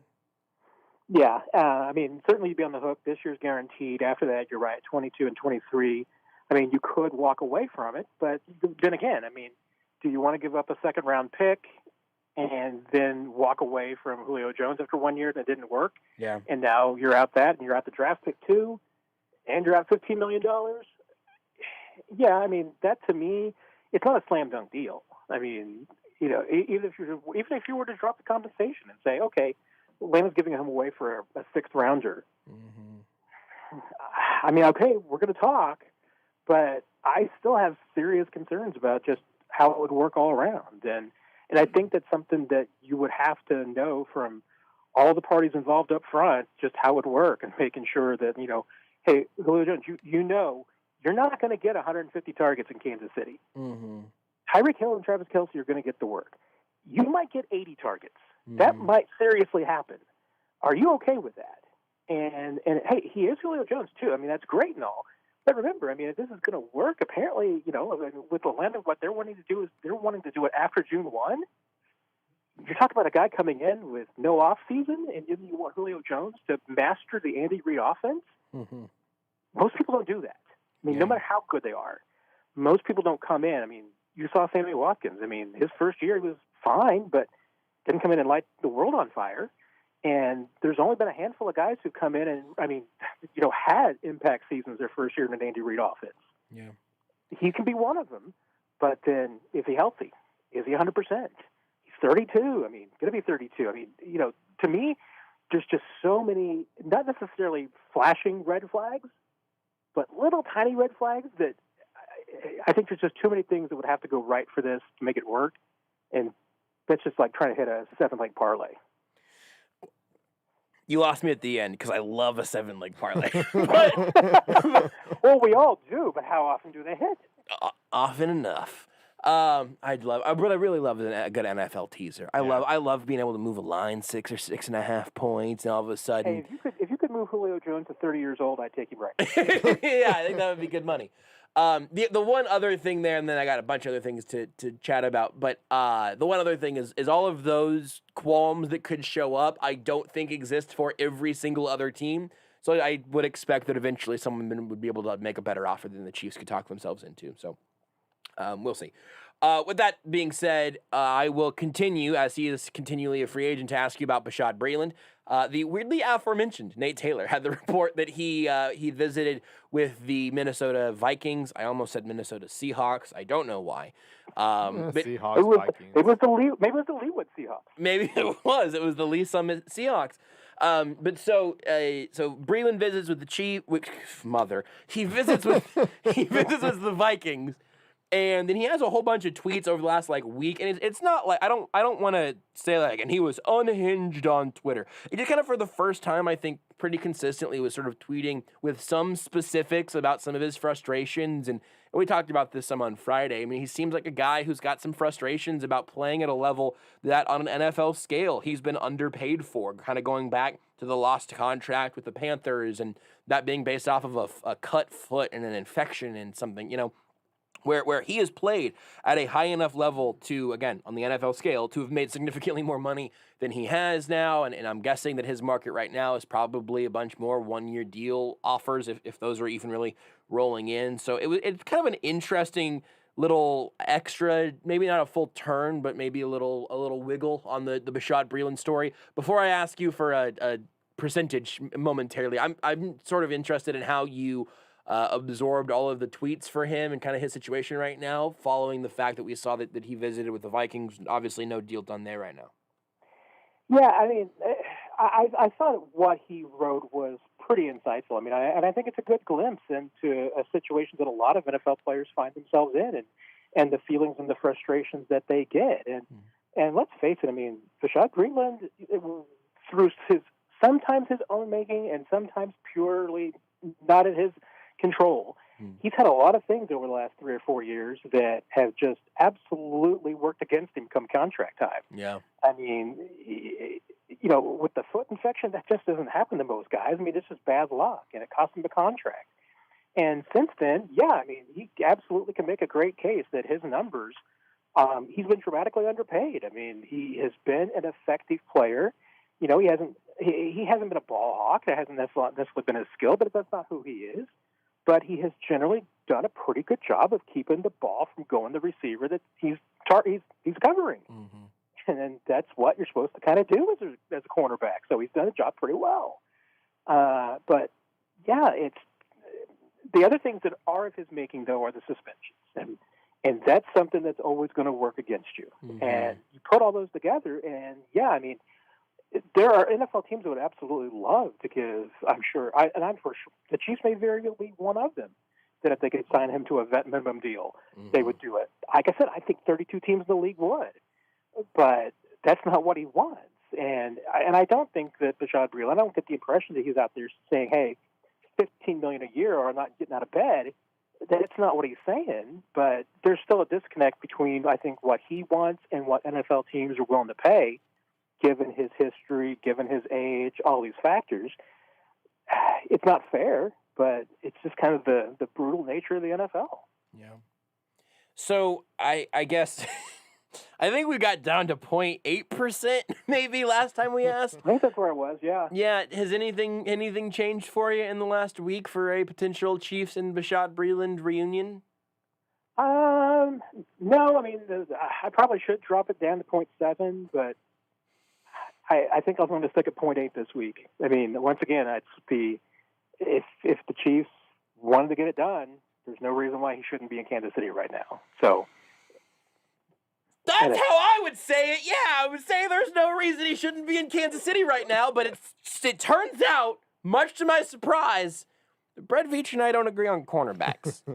And I've only been learning that now for the entirety of the time that I've known of Brett Veach's existence. So, and I think we even talked about this last week. I mean, I think that Bashaud Breeland will probably end up in a pretty good situation, and it's going to be when injuries start. Yeah. Once a team loses a starting guy, I don't know why Bashaud Breeland would go on the first phone calls. And that's when he's probably going to get closer to the money that he wants. Because right now, yeah, I think a lot of teams would be willing to say, hey, coming in, maybe we'll even give you some incentives that, hey, if you play well, you'll make your money. But I think that if I'm his agent, I'm probably saying, hey, Bashaud, sit back, wait till some guys get hurt. That's when the calls are going to come for real, and that's when the money's going to get better. If that doesn't happen until week 6, I'm going to ask you every single week for a percentage chance that the Chiefs are going to re-sign Bashaud Breeland. You've asked me that like every week for a month, so aren't you going to do that through the rest of the year anyway? I'm going to do it for the rest of time. Forget about week 6. If he signs a deal with the Vikings in a week and then hit his free agency again next year, I'm going to ask you next year. If Bashaud Breeland is not on a roster or has not filed retirement paperwork, I'm going to ask you about that every week. I'm gonna go start looking for a Twitch question here momentarily. In fact, Rudy, if you want to start looking at the Twitch comments and see if anything really speaks to you as an obvious Matt question here as the winner, we're only picking one. We'll have a competition every week. But the other thing that happened today, another visit of a player with rumors, but Melvin Ingram's visiting the Dolphins. I don't think that I'm not really hitching my wagon specifically to Melvin Ingram, but I am surprised the Chiefs not added a veteran edge yet. Anything new on that front? Yeah, I mean, the Melvin Ingram situation just seems to be pretty quiet across the board, and it certainly seems that is probably more of a disconnect between price, between player and teams, and what they're willing to pay. Remember, with Ingram, it's not just age, it's injuries too. Mm-hmm. I think that both those factors probably scare off a lot of teams, and it's not something where they want to plow a couple $1 million into Melvin Ingram at this point. I mean, I think they would rather take a wait-and-see approach. Maybe, once again, I mean, if you wanted an incentive-laden deal, it's probably available. But, Ingram's kind of player in his career. I mean, I imagine he's probably looking for more than that right now. It doesn't seem like it's out there for teams.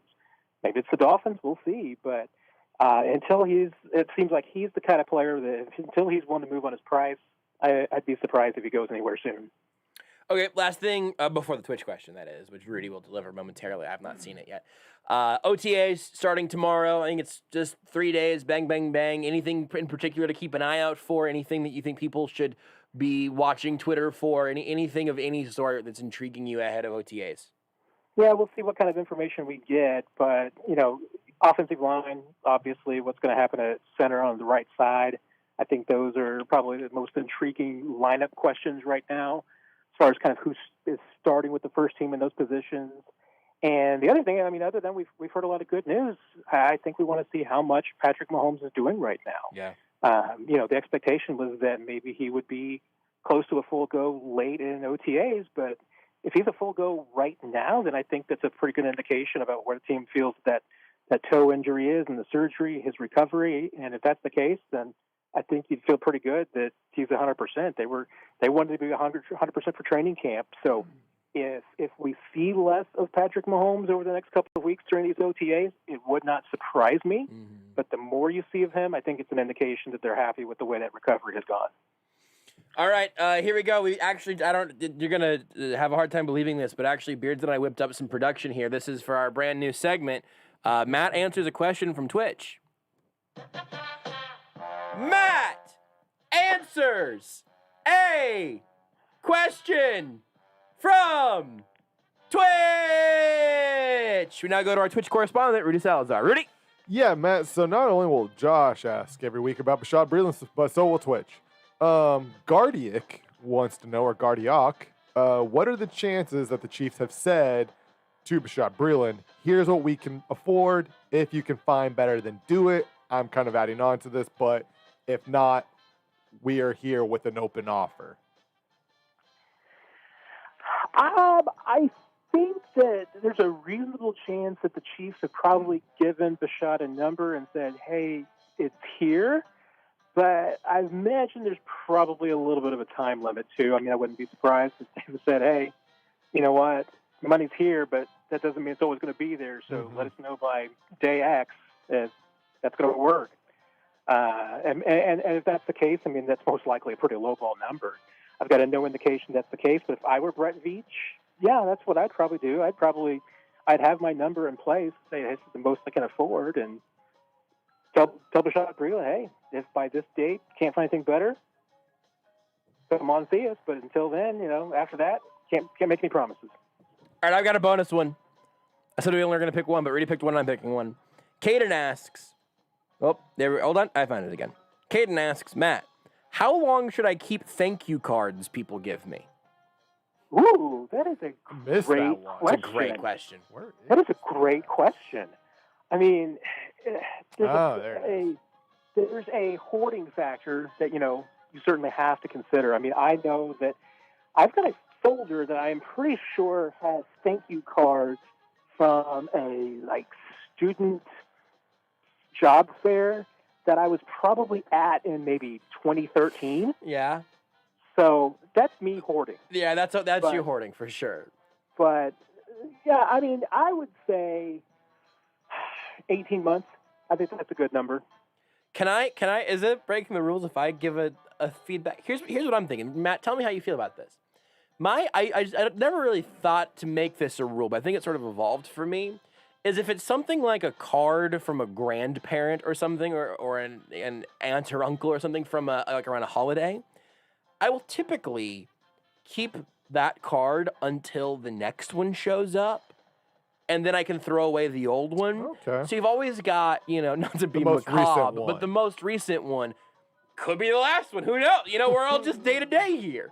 Depends on how it is in our spirit. It's very dark, but it's the mindset that I've had.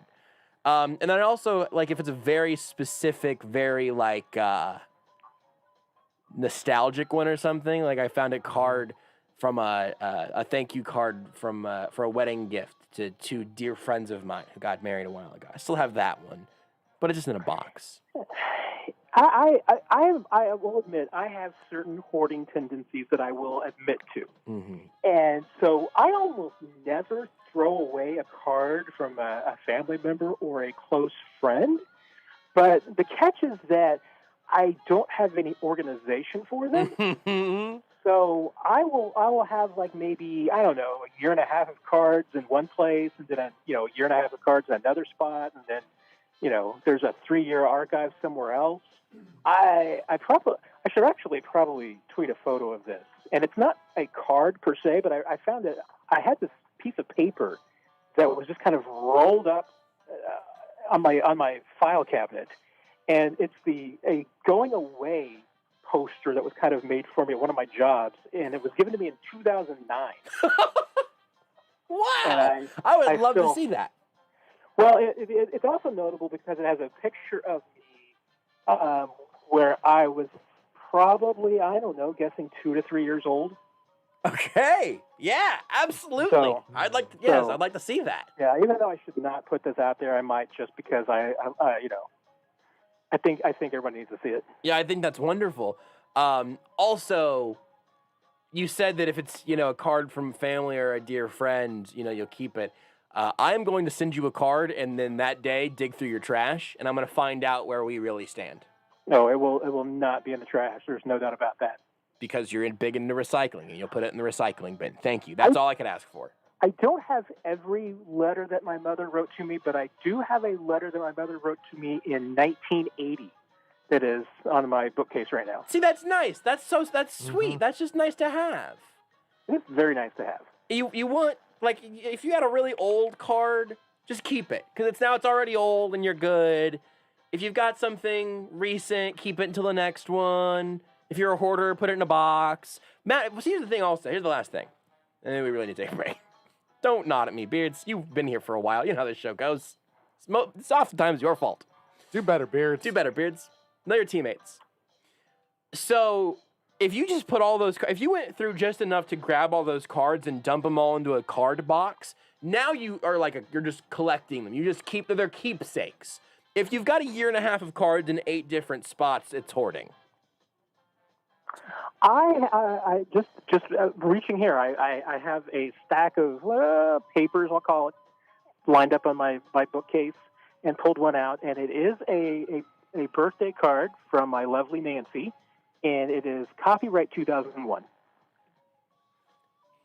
See, that's a weird. Yeah, I mean, I guess 2001 is sneakily 20 years ago. I guess that's fine. I guess that's allowed. So, if you have a card from her from last year, though, what are you doing? Yeah, I mean, if it's just a thank you card, though, from someone. Great point. Original question was thank you card. Yeah, great point. Yeah, I mean, and for thank you cards, to me, I mean, I don't get very many thank you cards from family. I mean, thank you cards that I get are thank you for, not sending me a book. Love, Josh Brisco. Or thank you for, talking to me about a job or something like this. That 18 months. That's my number. Thank you, Matt. I'll let you go on this. A reminder from Ice Pyro going to channeling Kyle Shanahan. We could all be dead by Sunday. So, just a good thing to keep in mind if you're an NFL head coach. We could be. Or anybody else. Gardiak has tweeted, please, Matt, please tweet this, said on Twitch. And Caden says, don't listen to the Beards. You're doing great. #BeardsArmy. So on that note, we'll let you go. You can read Matt's work, by the way, now up on KCSportsNetwork.com. They have the Substack and everything. You can subscribe to all of that. All the links at KCSportsNetwork.com. Follow him on Twitter, @MattDerrick. Matt, I look forward to getting a thank you card from you in 18 months. I'm not totally sure where this segment ended up. And I'm looking forward to hearing more from the fine people of Twitch. The fine people of Twitch will continue to be a staple. Tell the Chiefs to sign Bishop Breland. There you go. Yeah, Matt Derrick of KC Sports Network. Follow him on Twitter, @Matt Derrick. Send him a thank you card. He'll keep it for at least a good 18 months. Did you know you can listen to Almost Entirely Sports anywhere, anytime? Well, you can. Just search for Almost Entirely Sports wherever you get your podcast.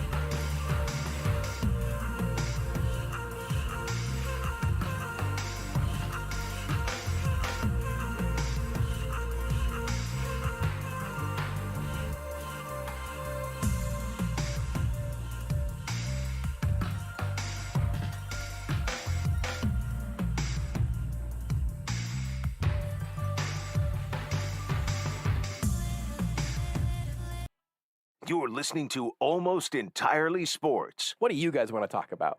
I want to hear your New Year's resolution. I'm good with whatever you're doing. Because I like where you're going with this first one.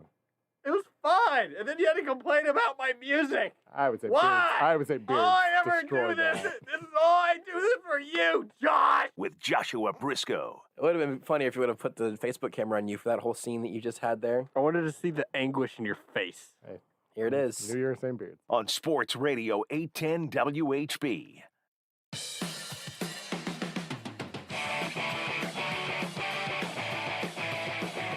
I'll remind you that the best way to get in touch with the show is probably through the Twitch. You can also tweet all of us individually at JB Brisco, at Not That Rudy, at Beards McFly, but twitch.tv/sportsradio810. Even if you're listening to the podcast after the fact, think, you know what? Just go follow the 810 Twitch. If you're ever, around the computer when we're live, you can always hop in. You'll get notifications when we go live. Leave us a comment like Romulus did, who said, y'all have and do a great job. Thank you, Romulus. Usually we just read the jokes or the interesting insights, but I felt like we could all use a little pick-me-up today, So just read a good old-fashioned compliment. Beards, just in case you missed it, Caden says you can fax him that thank you card. I did see that, yes. Good. I'll get that up and running later.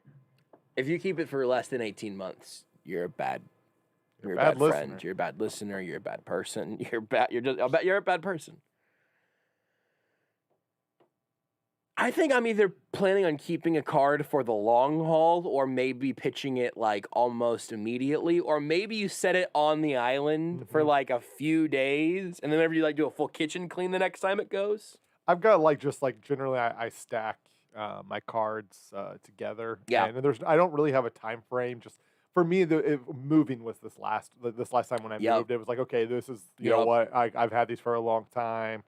Here you go. These either got to be in a box or in a recycling bin because I'm not going to carry loose papers. And my family doesn't generally do cards. It's really only my mom. So, the only cards I really have, like my dad really everyone in my family, it's just dad, aunts, uncles, they've known since I was 12. Just give me cash. I don't need the card. Give me cash and stop calling me at work, and we're good. We've really aired out a lot with Rudy today. Beards, do you have any sort of I love my family. quarrels with your family you'd like to try to solve today? No, I'm good. Oh, not today. My family's great. I got a good family. Except when they call them on air. Hey, it was my niece. She can do no wrong. Well, there also was that one nephew that he ranked below his unborn. I mean, hey, the nephew. I love my nephew. But every 3 hours, there's gonna be a breakdown like you've never seen. It's just a lot. That's the why niece never makes a sound, except for when I'm tickling her a little bit and she laughs. She's smiling and laughing at me, and it's adorable. I just had a moment of clarity realizing that your nephew having a breakdown every 3 hours is what emotionally prepared you to work with me on a daily basis. Yep, pretty much. Yeah. I mean, it's almost indiscernible. Yeah. How old is he? 3. Is he out of diapers? Pull-ups. The similarities continue. He's a funny kid. He's potty trained. He just doesn't like he just doesn't like using it. He's just like, hey, these are more convenient. I feel like your nephew and I just have a lot in common. Also, tree trunks for the legs. That kid's a left guard in the making. Spending his entire youth in Husky jeans. I feel like I don't think he's gonna have the athleticism for left tackle. Yeah. But he's gonna have that mean streak for guard. And he's a sweet kid until you mess with one of his toys. Mm-hmm. And apparently, when he goes over to the daycare, if somebody takes his toys, he'll just walk up, very straight face, and just knock the kid to the ground, and take his toy, and walk back away. Again, that's an offensive lineman. You mess with my quarterback, I'm gonna knock you down. I'm just gonna come over, I'm gonna shove you down. Whistle's gonna blow. I'm gonna walk back to my corner. We're all gonna be fine. Yeah. All right. The kid, I don't think he's necessarily gonna have the height or the arm length for tackle, but a left guard or right guard with those tree trunks of a leg. I mean, the kid might. I'm not saying he's gonna go to the NFL, but a full ride scholarship seems just definite at this point. He seems like he's going to be 6'2", 310, easy. I feel like, in my personal power rankings of your nieces and nephews, he's number one for me. I mean, that's the thing. So, right now, the oldest niece is 1, the youngest niece is 2, he's 3. But, I mean, 15 years from now, when all of a sudden he's Rudy, knocking on the door for a D1 scholarship, he may jump up real fast. You might want to check your math there. You said the oldest was 1 and the youngest was 2. He's ranking them. He was ranking them 1 through 3. Okay, I got you. Yeah. The oldest niece, who is 9, she's ranked number 1. The youngest niece, who is 3 months, 2 months, somewhere around there, she's 2. The nephew who's just alive sometimes, who I love. Whose name I thought was Benjamin for his first 3 months of his life. It's Bennett. Yeah, I was by the wrong name. No, not for a long time. And you put an E at the end of my name. I'm feeling like kindred spirits. Not for a long time, with your nephew that you hate. The first 3 months of his life, I would call him Benji, and it was like, and my sister was just confused. And then one time I said Benjamin, and then my sister was like, his name's Bennett, right? I was like, oh bleep, yeah, it's not Benjamin, it's Bennett. Weird. What a weird. All right, well, thank you, Ruby, for that. He's a great kid. Contribution. Funny kid. A lot of mental breakdowns. His name is Wilbur, and he's a great kid. I have one element of the Julio Jones thing that I think we haven't really spent much time on that I think is kind of interesting, that I kind of fell into this as a conversation topic on Twitter today. I am most curious to hear from people who liked the Frank Clark trade, who liked the Sammy Watkins signing, that kind of stuff. Even the Orlando Brown trade. I'm going to bring it all together in a second.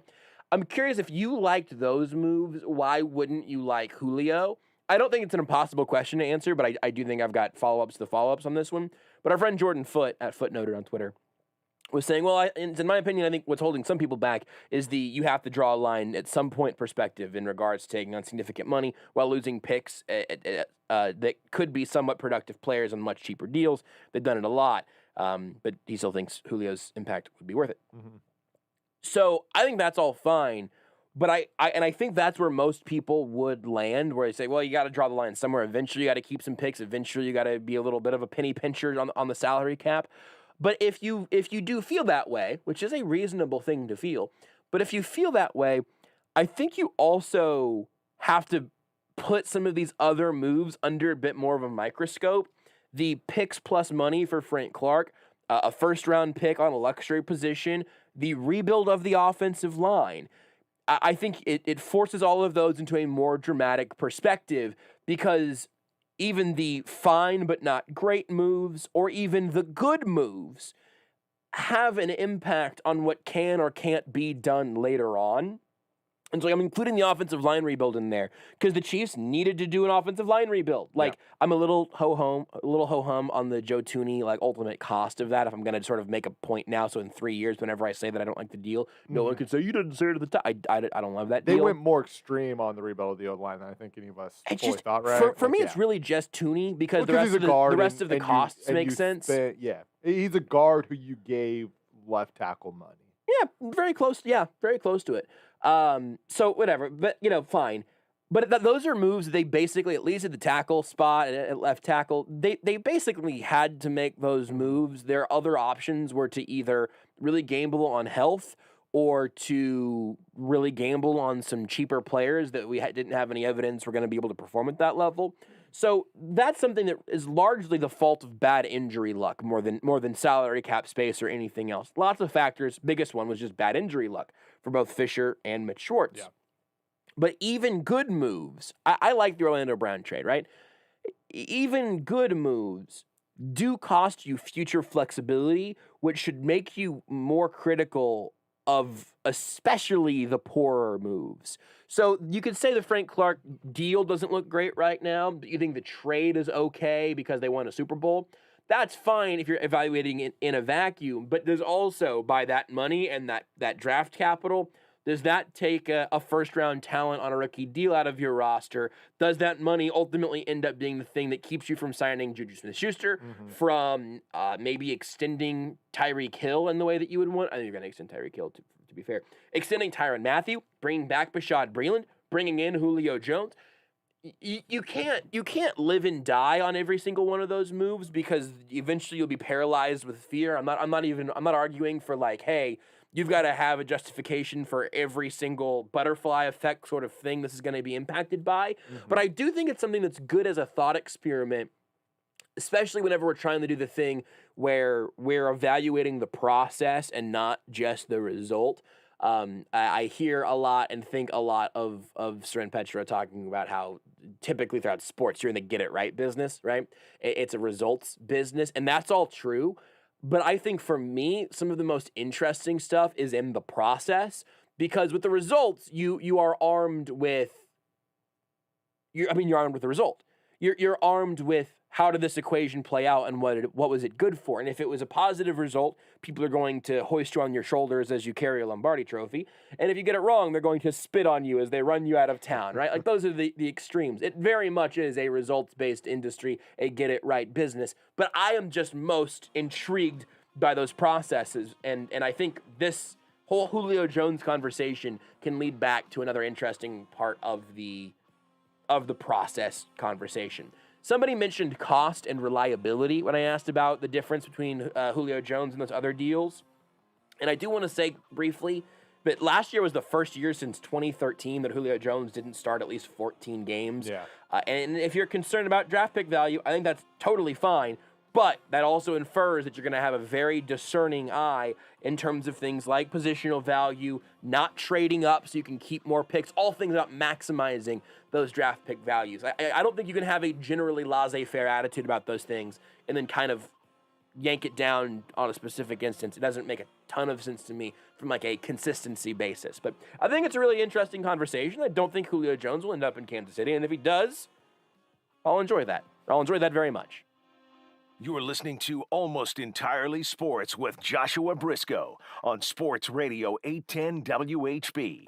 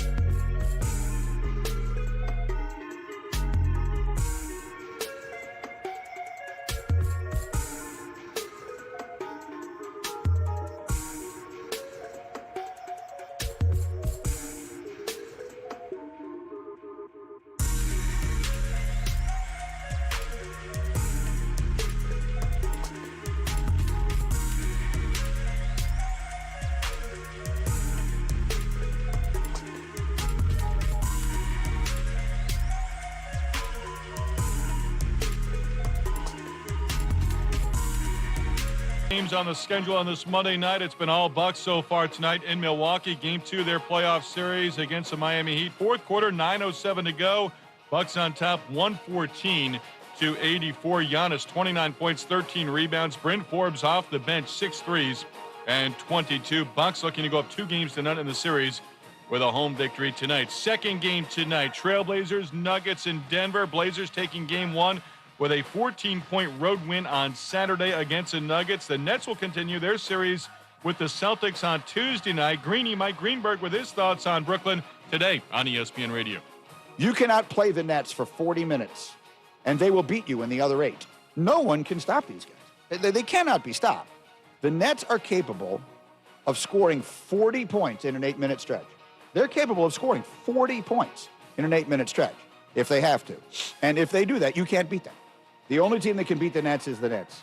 That's Greeny Mike Greenberg today on ESPN Radio. Donovan Mitchell did not play in Utah's Game 1 loss against the Grizzlies on Sunday. Mitchell acknowledging today he was definitely frustrated and upset with the late decision to scratch him from the lineup.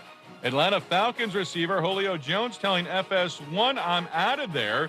Jones did request a trade from the Falcons rather, in March. ESPN's Adam Schefter reporting the Falcons have asked for a first-round pick in exchange for Jones in any trade. Baseball Rays today took their win streak to 11 in a row, scored 7 runs in the 11th inning, beat the Blue Jays 14-8.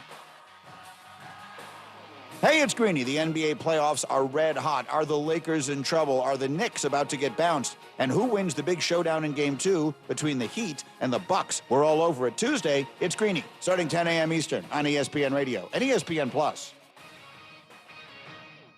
This is Almost Entirely Sports with Joshua Brisco. You know, he does it kind of like a dead fish. On Sports Radio 810 WHB.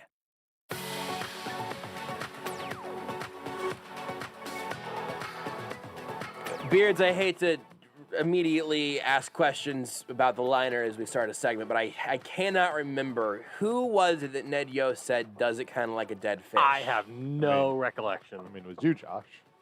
I feel like we've gone through this multiple times. Perhaps our next guest will know. I don't remember. It was definitely a pitcher. I just Googled Ned Yost, and the first thing, Ned Yost dead fish. So clearly we had Googled this before. We have had this. You know what? Don't say it just yet. If you do find the answer, Rudy, hold it for you. I got it. Okay, we'll see.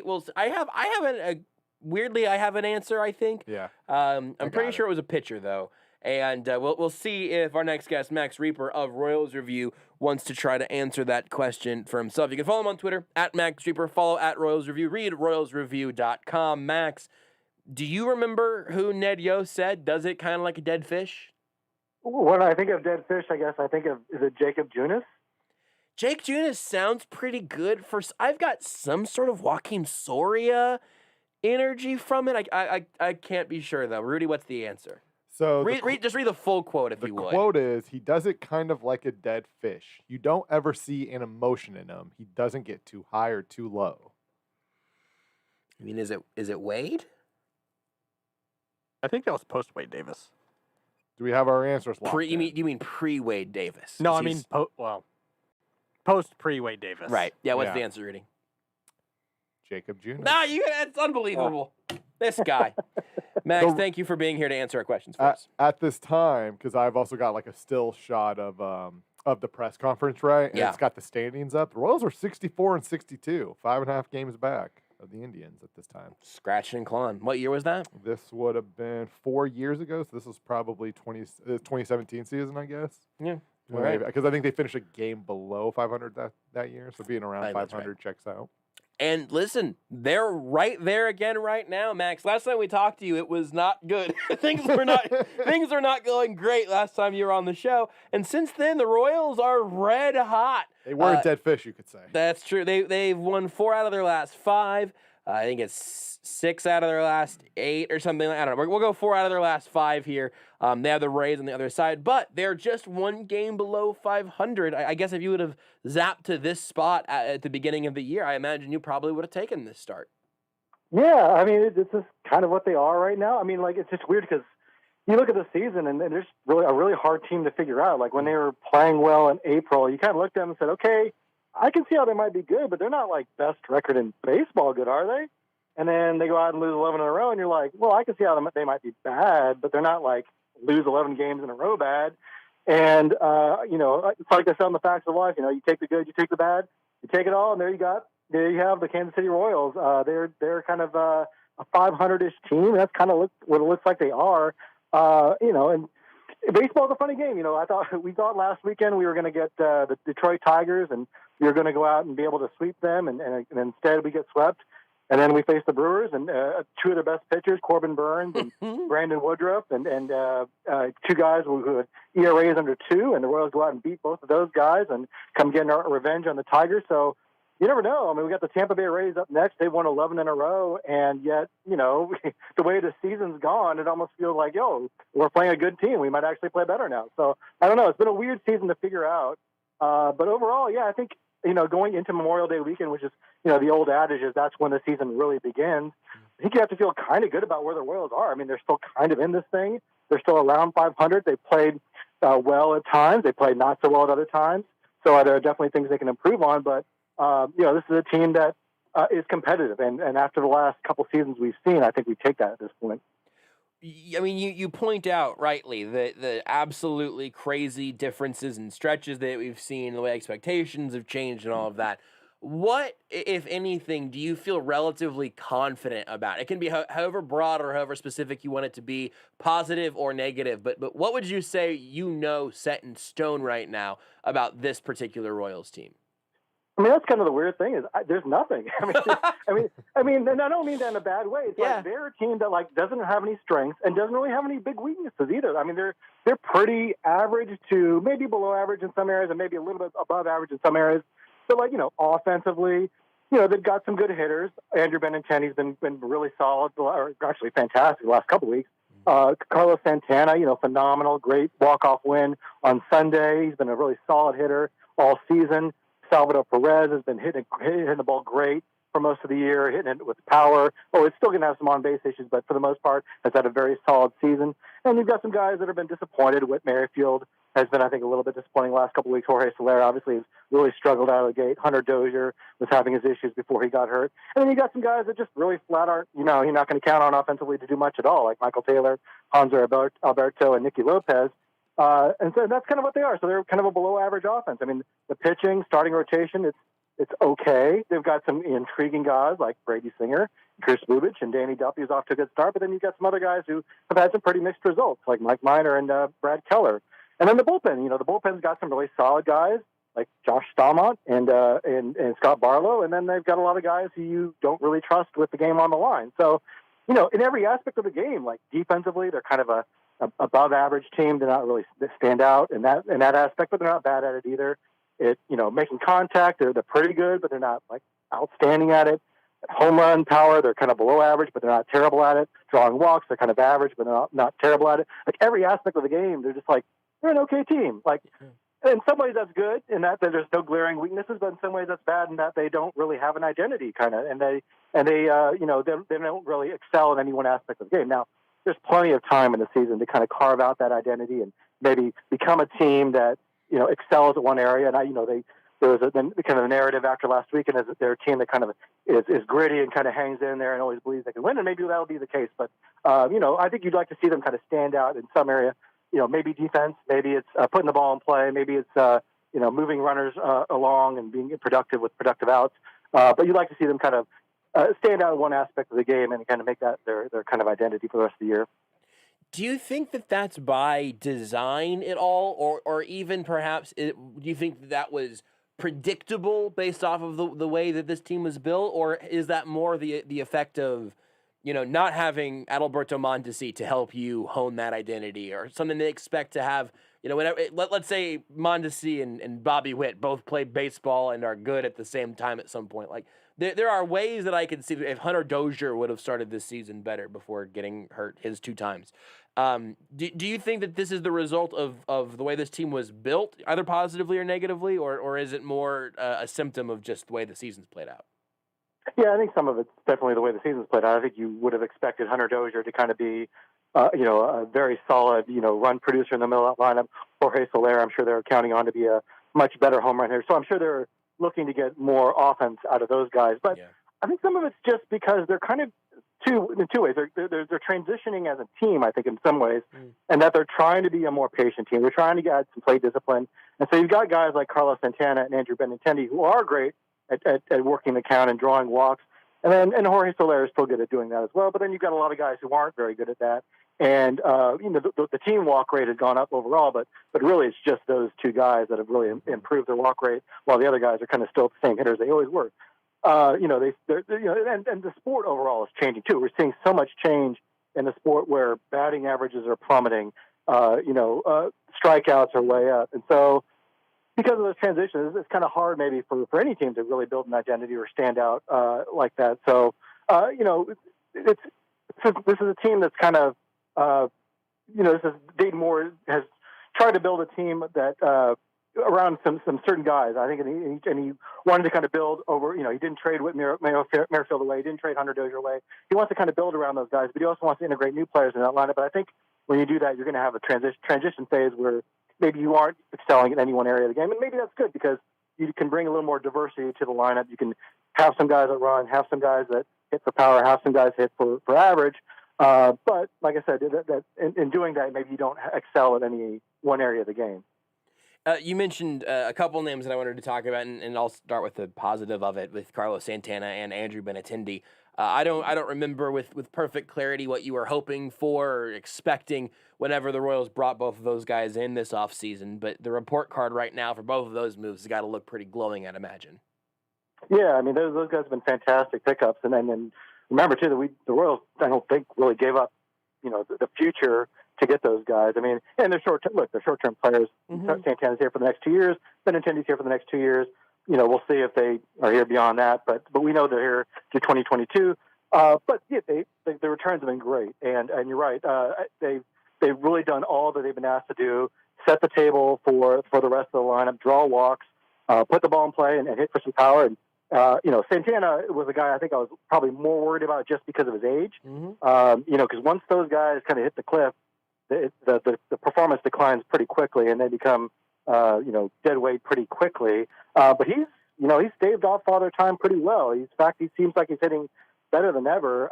And so getting two guys that really had bad years in what was a weird 2020 pandemic season anyway, seems like it was the right strategy for Dayton Moore, and I think he deserves a lot of credit. It's still early, but those guys have certainly gotten off to a good start. And right now, when you look at some of the free agent pickups around baseball, a lot of teams don't, they haven't had the kind of success with free agents that Dayton Moore had with those two guys, or in Benintendi with the trade.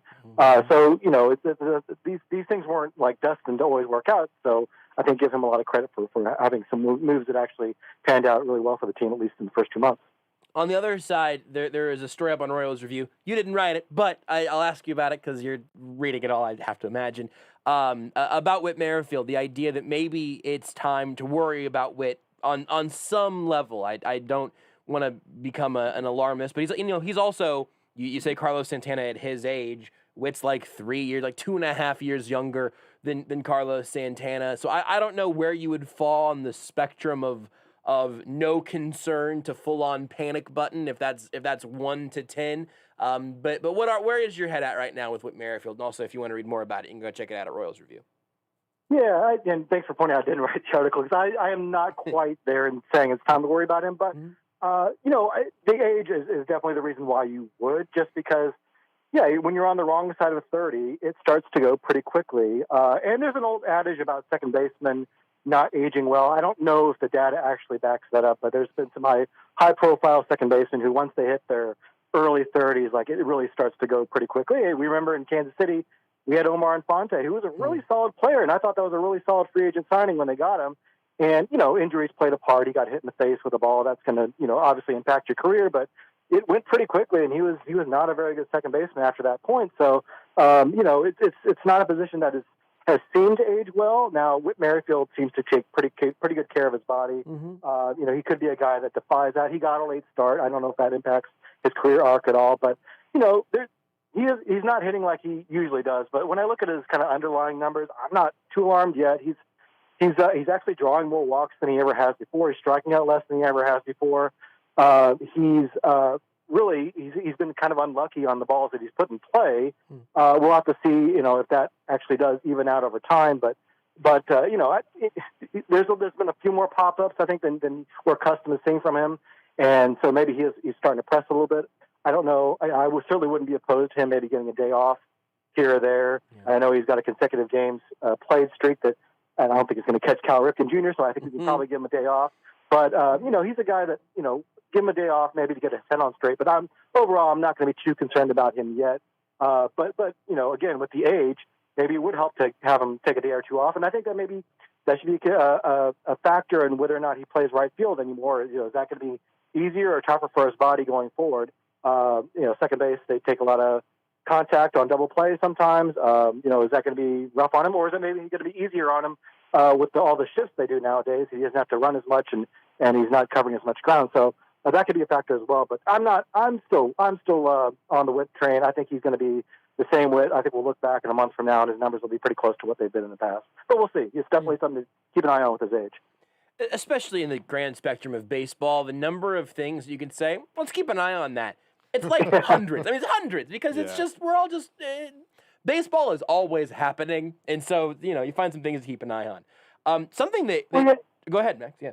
Oh, yeah. It was just like we think we have everything figured out with the analytics, It's like these are still human beings who are playing a sport that is just like you cannot predict everything. And there's just so much we can't predict. So, I mean, it's great to speculate. I love the discussion.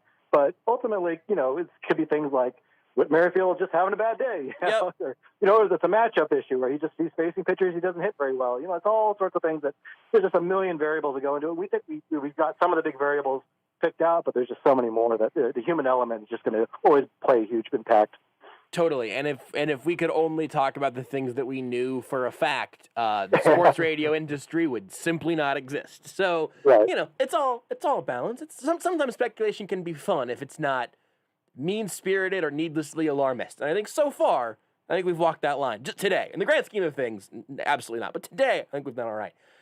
Something totally different that for me kind of went under the radar a little bit over the weekend because it's kind of one of those odd trades that's just like, here's a player moving for cash, which also I don't know if that's something that seems kind of out of character to you. I off the top of my head can't think of a time when the Royals have made a mid-season trade for cash considerations. There might be a super obvious one that I'm missing, but they trade for Domingo Tapia out of the Mariners organization and add an arm.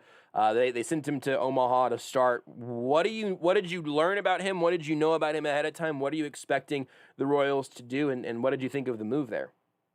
Yeah, and these moves do happen from time to time, and usually they're kind of organizational filler moves. Like, we're a little short on arms for AAA Omaha, and they still have to field a team and play games.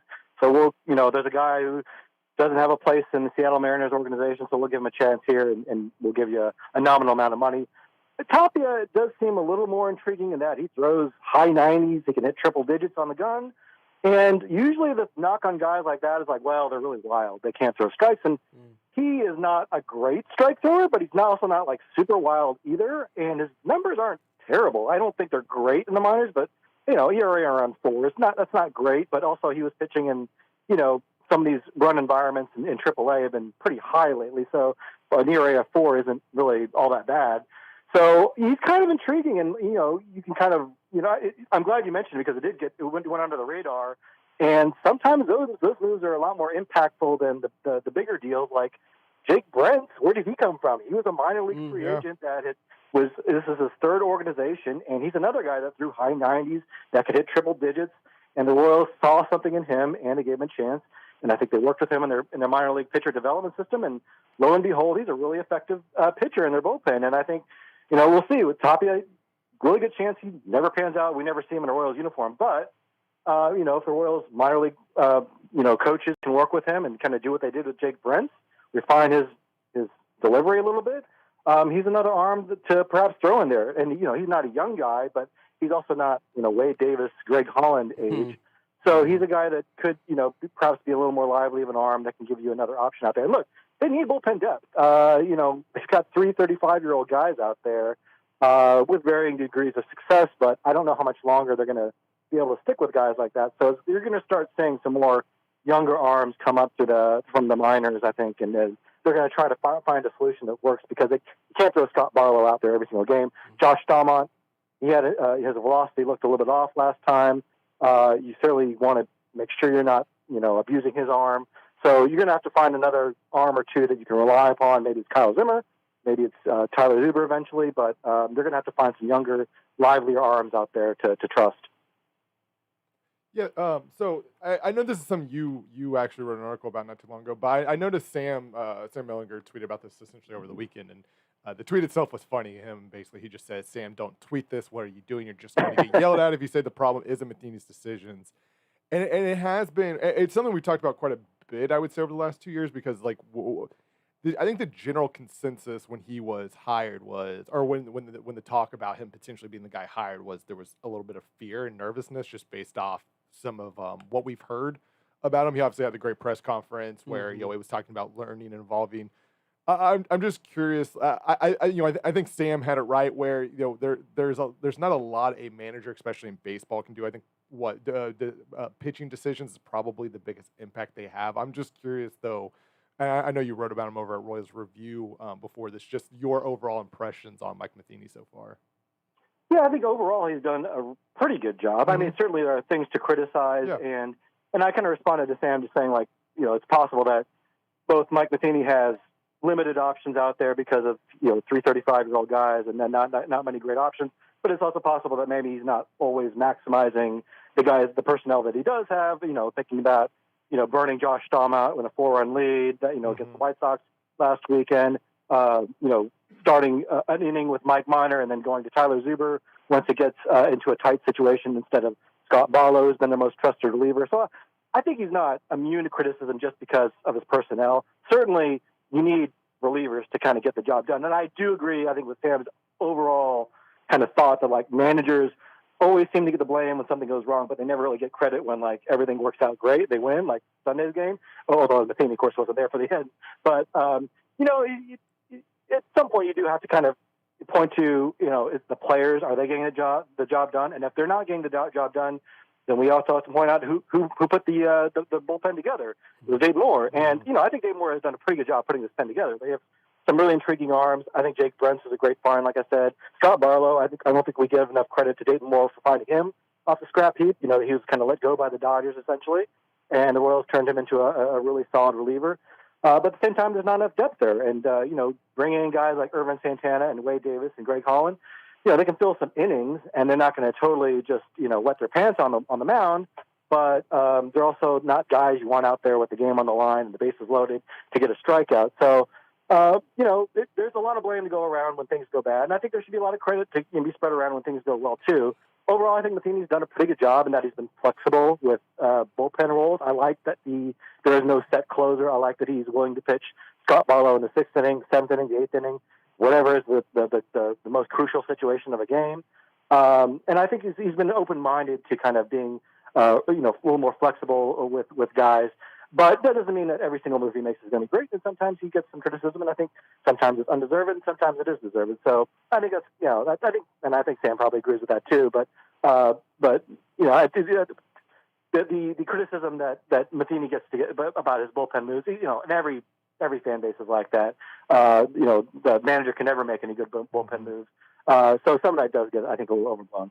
Yeah, and I'm probably about to ask you maybe an impossible question to answer, but it's just something I'm always curious about because I feel like, I don't know if it's necessarily been talked about a lot, and I think part of that is probably because it's really hard to judge on just how much Matheny, I guess, has changed and grown. I don't know how much of the Cardinals essentially you were watching back then, and there's so much we don't know. Like part of it was he wasn't great with young players necessarily in the clubhouse, and at this point, I would say that's impossible, obviously, to judge because we're not in the clubhouse. I'm just curious, I guess, with everything that he said essentially at his, at the press conference on how much he learned while he was away and embracing analytics. I'm just curious if there's anything you've noticed or if there's anything that you're certain of where this, I guess, is whether he has backed up some of the stuff he said versus, or maybe just stuff that you're like, it's clear that, he said he was going to do this, but hasn't, I guess, if there's anything that you clearly see that's just different from St. Louis. Yeah, well, I think the flexibility in relievers is one. I mean, I think that was one of the knocks on him in St. Louis is that he was kind of rigid about roles. I think Bud Norris was like his veteran closer there just because he was kind of the veteran guy, even though didn't really necessarily have the best stuff in the bullpen. So I think that is one area where he's kind of he's probably changed a little bit. Batting a guy like Carlos Santana second, I think he did that a little bit in St. Louis with that Matt Carpenter, who isn't like your traditional number 2 hitter. Usually it's like a Nicky Lopez guy who can handle the bat a little bit and run a little bit and bunt.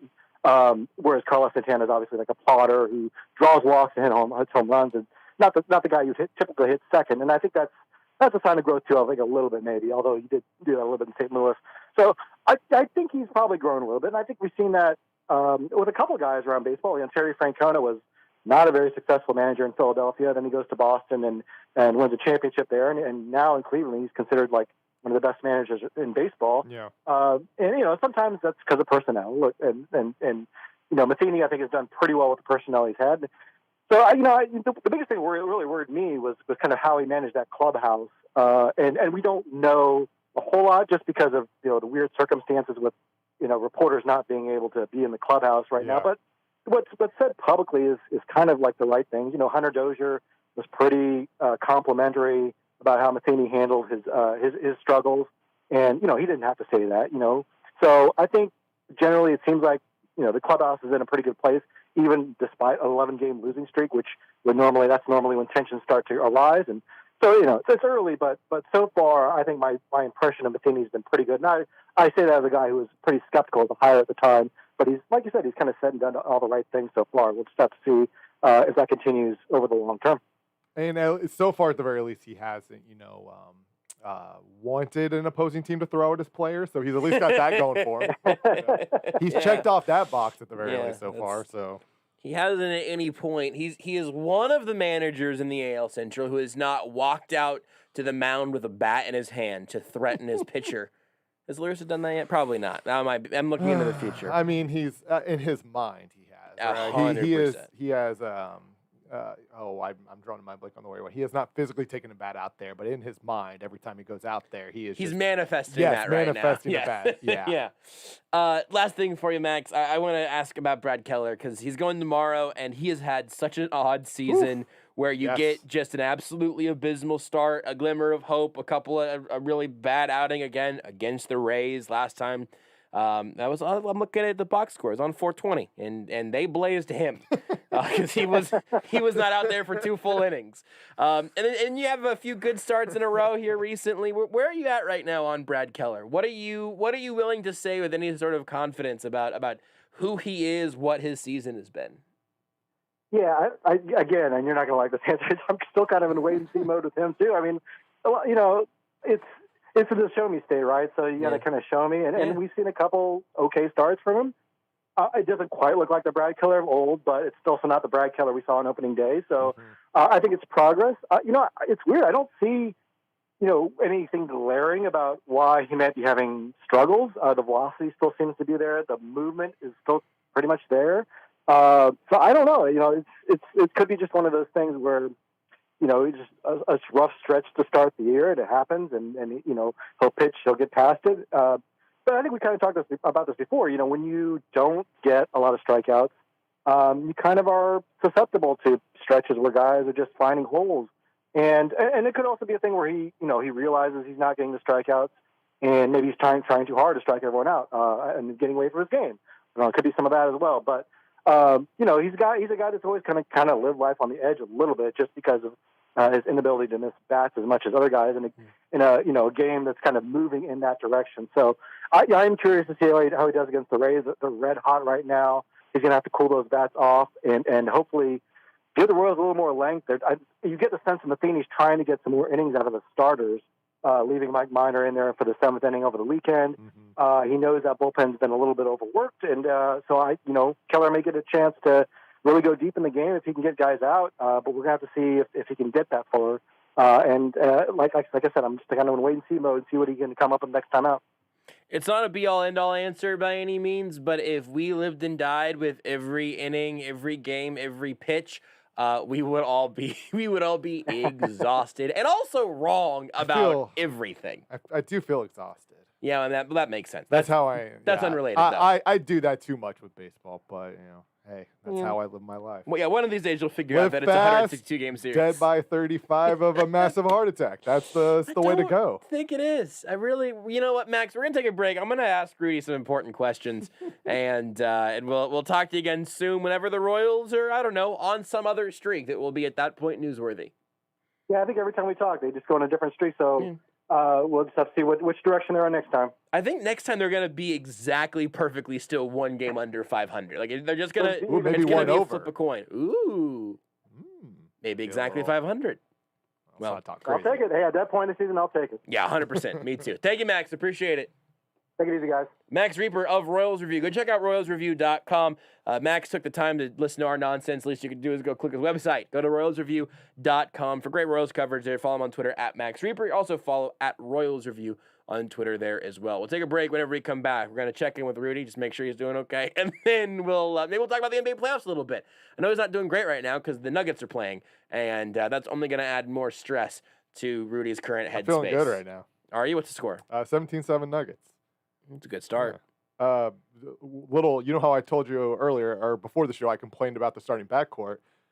Facu and Austin Rivers, baby, leading the way. You've got to stop saying Facu on the radio. Want more Almost Entirely Sports? Watch the show live on the Sports Radio 810 Facebook page.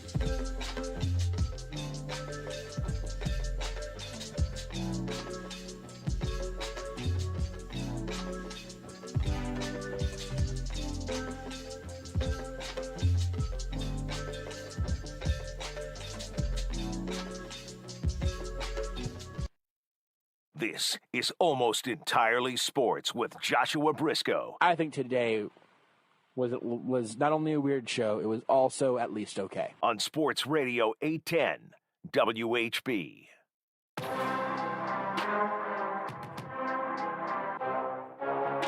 right, we got some time to talk about the NBA playoffs. Let's do it. It's been fun, man. First of all, I'm going to make a few things clear. Maybe you're new to the show. I'm going to clarify some things. Beards, a Celtics fan. Beards, why are you a Celtics fan? I'm doing a genuine, why are you the fan of the team that you are? Because I had family that used to live in Boston. I've always had a little bit of Boston sports affinity. Plus, I just really loved the guys that were on that 08 team. Rudy, why are you a Nuggets fan? Rudy's a Denver Nuggets fan. They're playing right now. Yeah, so love Carmelo Anthony when he was in high school, and then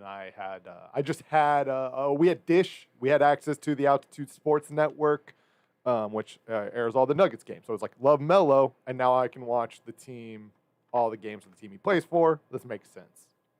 I'm a Phoenix Suns fan. My grandparents on my mom's side moved to Surprise when I was maybe 10-ish or something. I don't know, somewhere around then.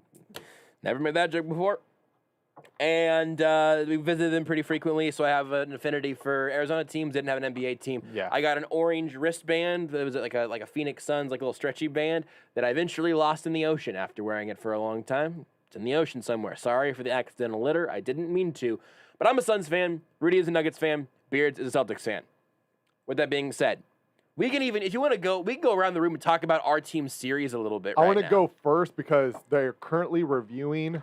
It might be a technical, might be a flagrant. I'm streaming, so I'm behind. It may have happened up there. But the second best number 15 in Denver Nuggets history just threw the best number 15 in Denver Nuggets history to the ground. Little Carmelo Anthony versus. Does that mean to Carmelo? Jokic just curb stomped Carmelo? I saw somebody tweet that basically. I was just like, man, just like I don't know what happened in the last. Gonna call you out on it. In the last like Will year or Peters, been on the two, show Will before. Peters, the last year or two, I don't know why. Because again, and maybe I just missed it, right? Maybe that's always been there, and I just missed the Carmelo. You're literally Anthony far hate. enough away. Not But being in Denver. like, I just don't remember at any point when he was a Knick. Like of there being this massive Carmelo Anthony hate. Like, I think like obviously, I always knew there were like some people, right? Like because that's just always going to happen. I just don't remember it being this big where like all of Denver and even Denver media is like against Carmelo Anthony. I think it was more about just like that whole year that he got traded because it was the melodrama and it was after LeBron and then went to Miami and he's wanting to go. He's trying to force his way out to New York, either there or. It's still New Jersey then, isn't it? Yeah, it was New Jersey back then, yeah. So I guess I just don't remember. And again, like part of this might be because when that happened, again, I'm never lived in Denver, but I'm living here in Kansas. And Twitter had just really become a thing, right? Like around that time. Like Twitter wasn't like it wasn't something I was spending all this time on. So it might just simply be that, and just also the fact that most of the teams that he played on since then, obviously he was generally in the Eastern Conference, away from the West, and the teams weren't that good, with the exception of really 1 year with the Knicks. So I mean, maybe that's it. And so you get Jokic, who's probably going to win the MVP. Some people were announcing their votes, and I think at that point he was unanimous. I don't think it's. When does that get announced? I don't know. Because they've announced several of those. They've announced the sixth man of the year, which is Jordan Clarkson. That happened today. Happened today. Usually, good year. Well, good year. They didn't do this last year. Because they usually have the end of the season award show that happens after the finals, which is really dumb. Yeah, but NFL's doing last like year that they too. didn't do that because COVID stuff. Yeah. This year, I guess they're not doing that either, which is okay with me because that show's dumb. Monty Williams was coach of the year like a full week ago. That was the coach's coach of the year award. Oh, that wasn't. But so Jordan Clarkson's was legit. Yes, like Jordan Clarkson's award. is the NBA's Sixth Man of the Year award. I'm on the NBA's like official page where they announce the finalists to see if they have any sort of It says Jokic. TNT will announce the winner of each award during its coverage of the 2021 NBA playoffs. Oh, so they just started Sixth Man of the Year, and they'll work up as they go. I mean, this is how they used to do it. I think I would rather them do it in one night, even if it comes to the stupid show. But I don't want to watch the show, so I don't know. What I wish is they did it between the end of the regular season before the playoffs, because if you're doing it at the end of the finals, that's after when the that, votes are then done, it's really dumb because completely lost all care because the playoffs are done. The season's completely over. They could also do it somewhere in the gap between conference finals and the NBA final, like the final But then you finals. still got teams that are going to be eliminated. It's sort of Pro Bowl week that way. If you make, I don't know. I like the way they do it, where they actually announce it during the playoffs, because then you get to like give the player the trophy at home or whatever, and that's kind of cool. And then you get stuff like David Robinson getting the award, and then Hakeem Olajuwon getting mad and just completely schooling him for the entire series. The fact that it goes back to an incredibly specific, incredibly nerdy moment in NBA history for you is the least surprising thing. Of course. And Jokic will obviously get his, and just well, he'll have to in get the tunnel of an arena somewhere. Yeah, he'll have to get it home. As Nick because, Wright once said. They might lose this series. Oh my goodness. Little Nick Wright shot, who I like.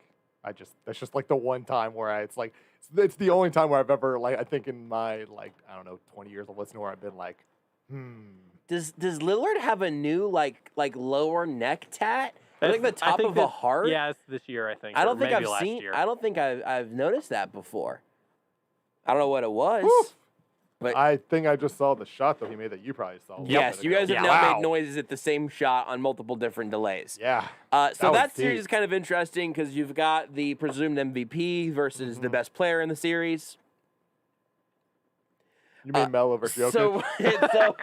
So Beards, talk about where you're at right now. What's your Celtics review? I'm gonna say I'll go last. I real quick I will say one thing. And the thing that doesn't I'm sorry. And the thing that this series in reality doesn't matter too much because again the Nuggets are without matters in your reality. two of their better Which one of these teams the Suns gonna get in the second round? It matters to me. And the Suns or Lakers, whoever it was, would beat. I do think the Suns are going to win. My point being, if it was the Lakers, Rudy's picking the Suns. I think whoever it was would beat either Denver or Portland.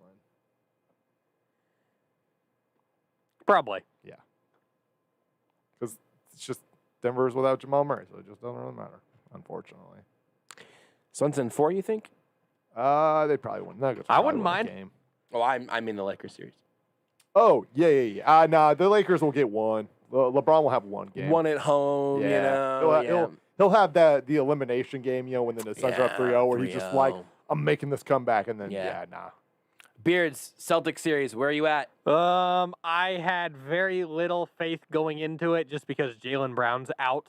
Not just because Jaylen Brown's out, but because that would be a big reason as to why. And knowing that Kyrie and Harden and Durant are all theoretically healthy is not a good thing when it's Jason Tatum versus everybody else. So, yeah, I mean the Nets. I would say I kind of expect to sweep. If they get a game, I'll be happy. But that's about it. God, that's depressing. Yeah. But I mean it's fair, Beers. The Nets are obviously incredible, and can't relate. You take away one of your better players. You needed a full team to have a shot, right? Right. And so you know a team that didn't need its full team? The playoffs at this point really don't matter for me and Beards, other than Beards just loves the NBA. But me and Beards at this point with the playoffs are just our teams are in it, but we know we know what's gonna happen. There's really no hope. Can't relate because the Phoenix Suns are up 1-0 on the Lakers, and Chris Paul did it with one GD arm.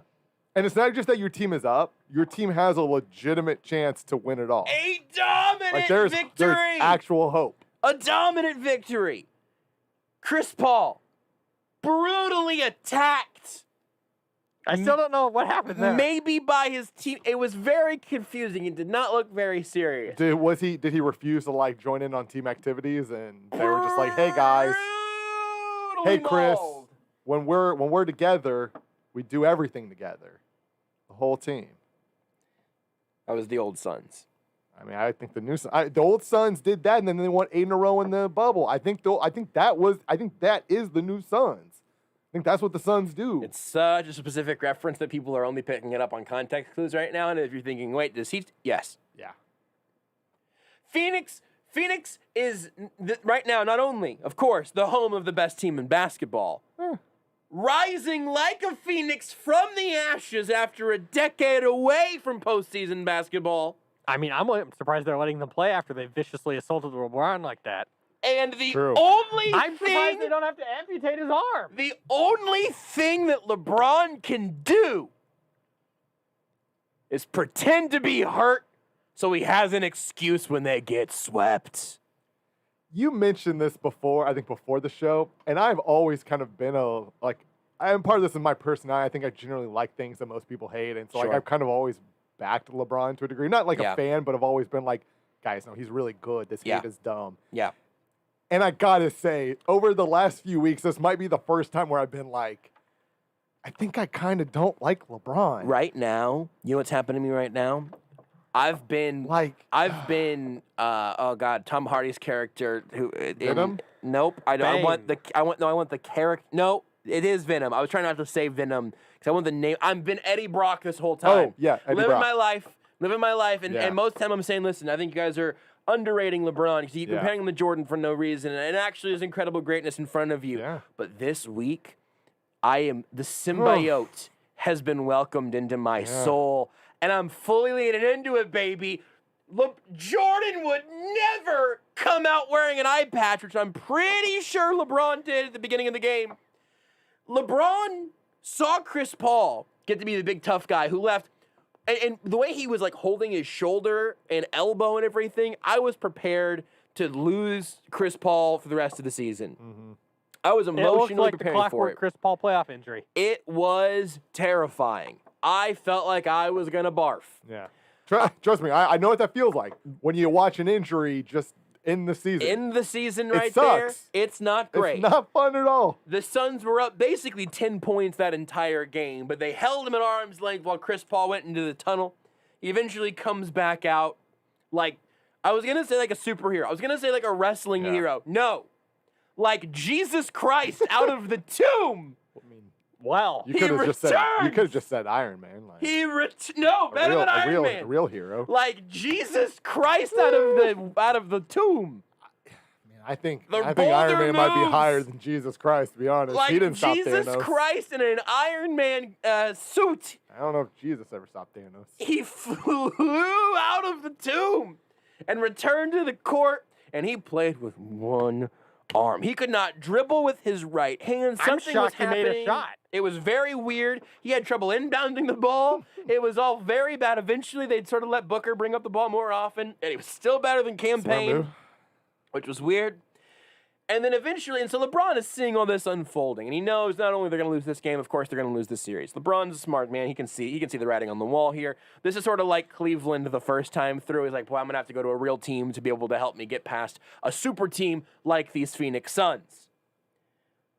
And then LeBron goes up, Frank goes a rebound on a free throw. Chris Paul comes in with a clean block out, doesn't hook LeBron's arm at all. Definitely wasn't a dirty play anyway. And LeBron goes up and he comes down. And man, I was watching the game, I was locked in, heat of the moment. I thought somebody had sniped him from the bleachers. I thought he had been shot. It's his second career-ending injury in 2 games. It really, he is a medical miracle, that man. And after he drops, a skirmish starts. They ends up getting the aforementioned Campaign ejected from the game with a double technical. Which kerfuffle, you could say. He should not have gotten double technical for that. Whatever, I'm over it. You want to make him even text, that's fine. He did not need 2 of them. He gets ejected. Over the course of this fight, attention has left LeBron writhing in pain, holding on to dear life, like one of the 300. I think he rolled about 4 times on the ground. He left, there were several LeBron-shaped sweat puddles on the ground because of how much he was rolling in pain and suffering. And he had to wait until the kerfuffle was over before he would fully get up because he wanted to make sure everyone saw him on the ground so he could pretend to be Chris Paul. Meanwhile, by the way, everyone's talking about Anthony Davis. Anthony Davis got to be better next time out. Anthony Davis wasn't aggressive enough. Anthony Davis wasn't the player he should have been in that game 1. You got to stop talking about AD. Start talking about BC. DA. DeAndre Ayton in this game unhinged his jaw like an anaconda and consumed Anthony Davis on the court in graphic fashion. This is not about Anthony Davis. This is about the fact that a team that was bought, not built, finally met their match, and they come from the valley. Was Phoenix not a little bit bought? It was that for some reason. For some reason, that was the. For some reason, that was the hardest part for me to keep a straight face during. I don't know why. And the Phoenix Suns, rise from the ashes like a phoenix. As far as I'm concerned, eliminate the Los Angeles Lakers last night, 2 nights ago. When was that? Saturday afternoon. Yesterday? I really hope your team was yesterday. Doesn't lose to the Lakers. And to all of you who have mentioned the numerous times that LeBron has lost the first game of a series and then has gone on to win the series anyway, he can't do it again. Well, he wasn't dealing with career-ending injuries. That's right. Two of them. He could. Here's the difference, folks. I'm just gonna shoot straight with you. Here's the difference. How many rims was he seeing back then? Just one. He's still seeing 3 right now. He's just shooting for the middle one. How many functional elbows did he have? I'm gonna guess 2. Right now, he's barely got one arm. Was it his shoulder? I think it was his shoulder. It was hard to tell. It would have made more sense based off of the replay for it to have been his elbow. Maybe it was his shoulder. And listen, for the, I'll call him what he is. The greatest sort of second option in NBA history. Whenever he's been able to go places and be the second guy, whenever he could go and work alongside Kyrie, whenever he was working alongside Kevin Love, LA, he gets Anthony Davis to be the alpha. Obviously, he follows up behind Dwayne Wade, maybe third with Chris Bosh. I think you're wrong in LA. I think it's LeBron is 2, Anthony Davis is 3, and that's Kentavious right. Caldwell-Pope is clearly the 1. He's got the guy from the Manscaped commercials, Alex Caruso, as the real star there. LeBron is the greatest number 2 option in NBA history. I'll say it. I'll give him that praise. Listen, those Cavs teams had Shaq. Don't forget that. That's such a good point. That's such a good point. And those were Dan Gilbert's teams. Shaq and Antoine Jameson. I was going to say Antoine Jameson. Listen. Listen, man. They wouldn't trade J.J. Hickson for Amari Stoudemire. J.J. Hickson was a god for them. You find me a successful moment in Cleveland Cavaliers history that didn't include J.R. Smith. I dare you. God, I love J.R. Smith. I dare you. Find me one. That game was incredible. Find me one. The best Nuggets era ever included. I saw, the memories I have watching J.R. Smith live. And DeAndre Ayton, dominating, neutralized the Lakers' number 1 option. And you think Luka could do that? Absolutely not. I am shedding the bitterness that I held once upon a time, many moons ago, many hours ago, when I was comparing everything DeAndre Ayton did to everything Luka Doncic did. It doesn't matter anymore because the Phoenix Suns are about to be 2021 NBA champions. While DeAndre of Ayton the was Western Conference down at least. Anthony Davis, Luka was probably eating nachos somewhere. It's exactly right. Just out here eating nachos. When DeAndre Ayton was getting dominating tattooed on his back in incredibly large font, Luka Doncic was probably eating nachos. Chaotic Warrior makes a great point. Don't you dare leave out Big Z. You got to say his full name for him. Zadrunas Ilgauskas. No, I think that's Zadrunas Ilgauskas. Big Z. That was the nickname. And Delonte West. And Mo Williams. Anderson Varejao. Did you see Anderson? I don't remember if we talked about it. Did you see Anderson Varejao got signed by the Cavs again before the playoffs? Of course he did. He was he was only on the team, I guess, for on that team. a week, but he hadn't been with the Cavs for 3 years, and he got another NBA, I don't know, it was a 2-week deal because there was 2 weeks left in the year, whenever. Do you guys want me to just read something that Rustin Dodd retweeted without me even reading it first? Sure. He retweeted something that has been tweeted ahead of him by Robert Moore with "Wait, hold on, what?" And it starts with "When Einstein died," and I just sort of feel like what? I'm just gonna read it. I'm really flying blind into this one. It just feels like a good way to end this show. I really don't know what this says. I do have one. Sure, make it quick. You're in an interesting point where the Suns, everybody's backing the Suns because they are fighting the evil, right? You are the Avengers, the Lakers are Thanos. Damn right. When Einstein died in 1955, his brain was removed during an unsanctioned autopsy at a hospital in Princeton.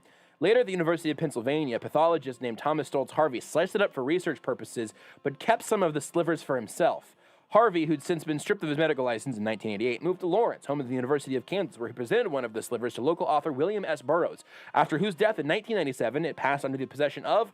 I'm going to stop now because I don't want to get anyone in trouble. Let's just say that when I was in Lawrence teaching at KU, this was a thing that still happened. A hazing that was an homage. You scooped the bit of Einstein's brain out of the jar and shook off the excess formaldehyde. You put some salt in the crook of your thumb and licked it.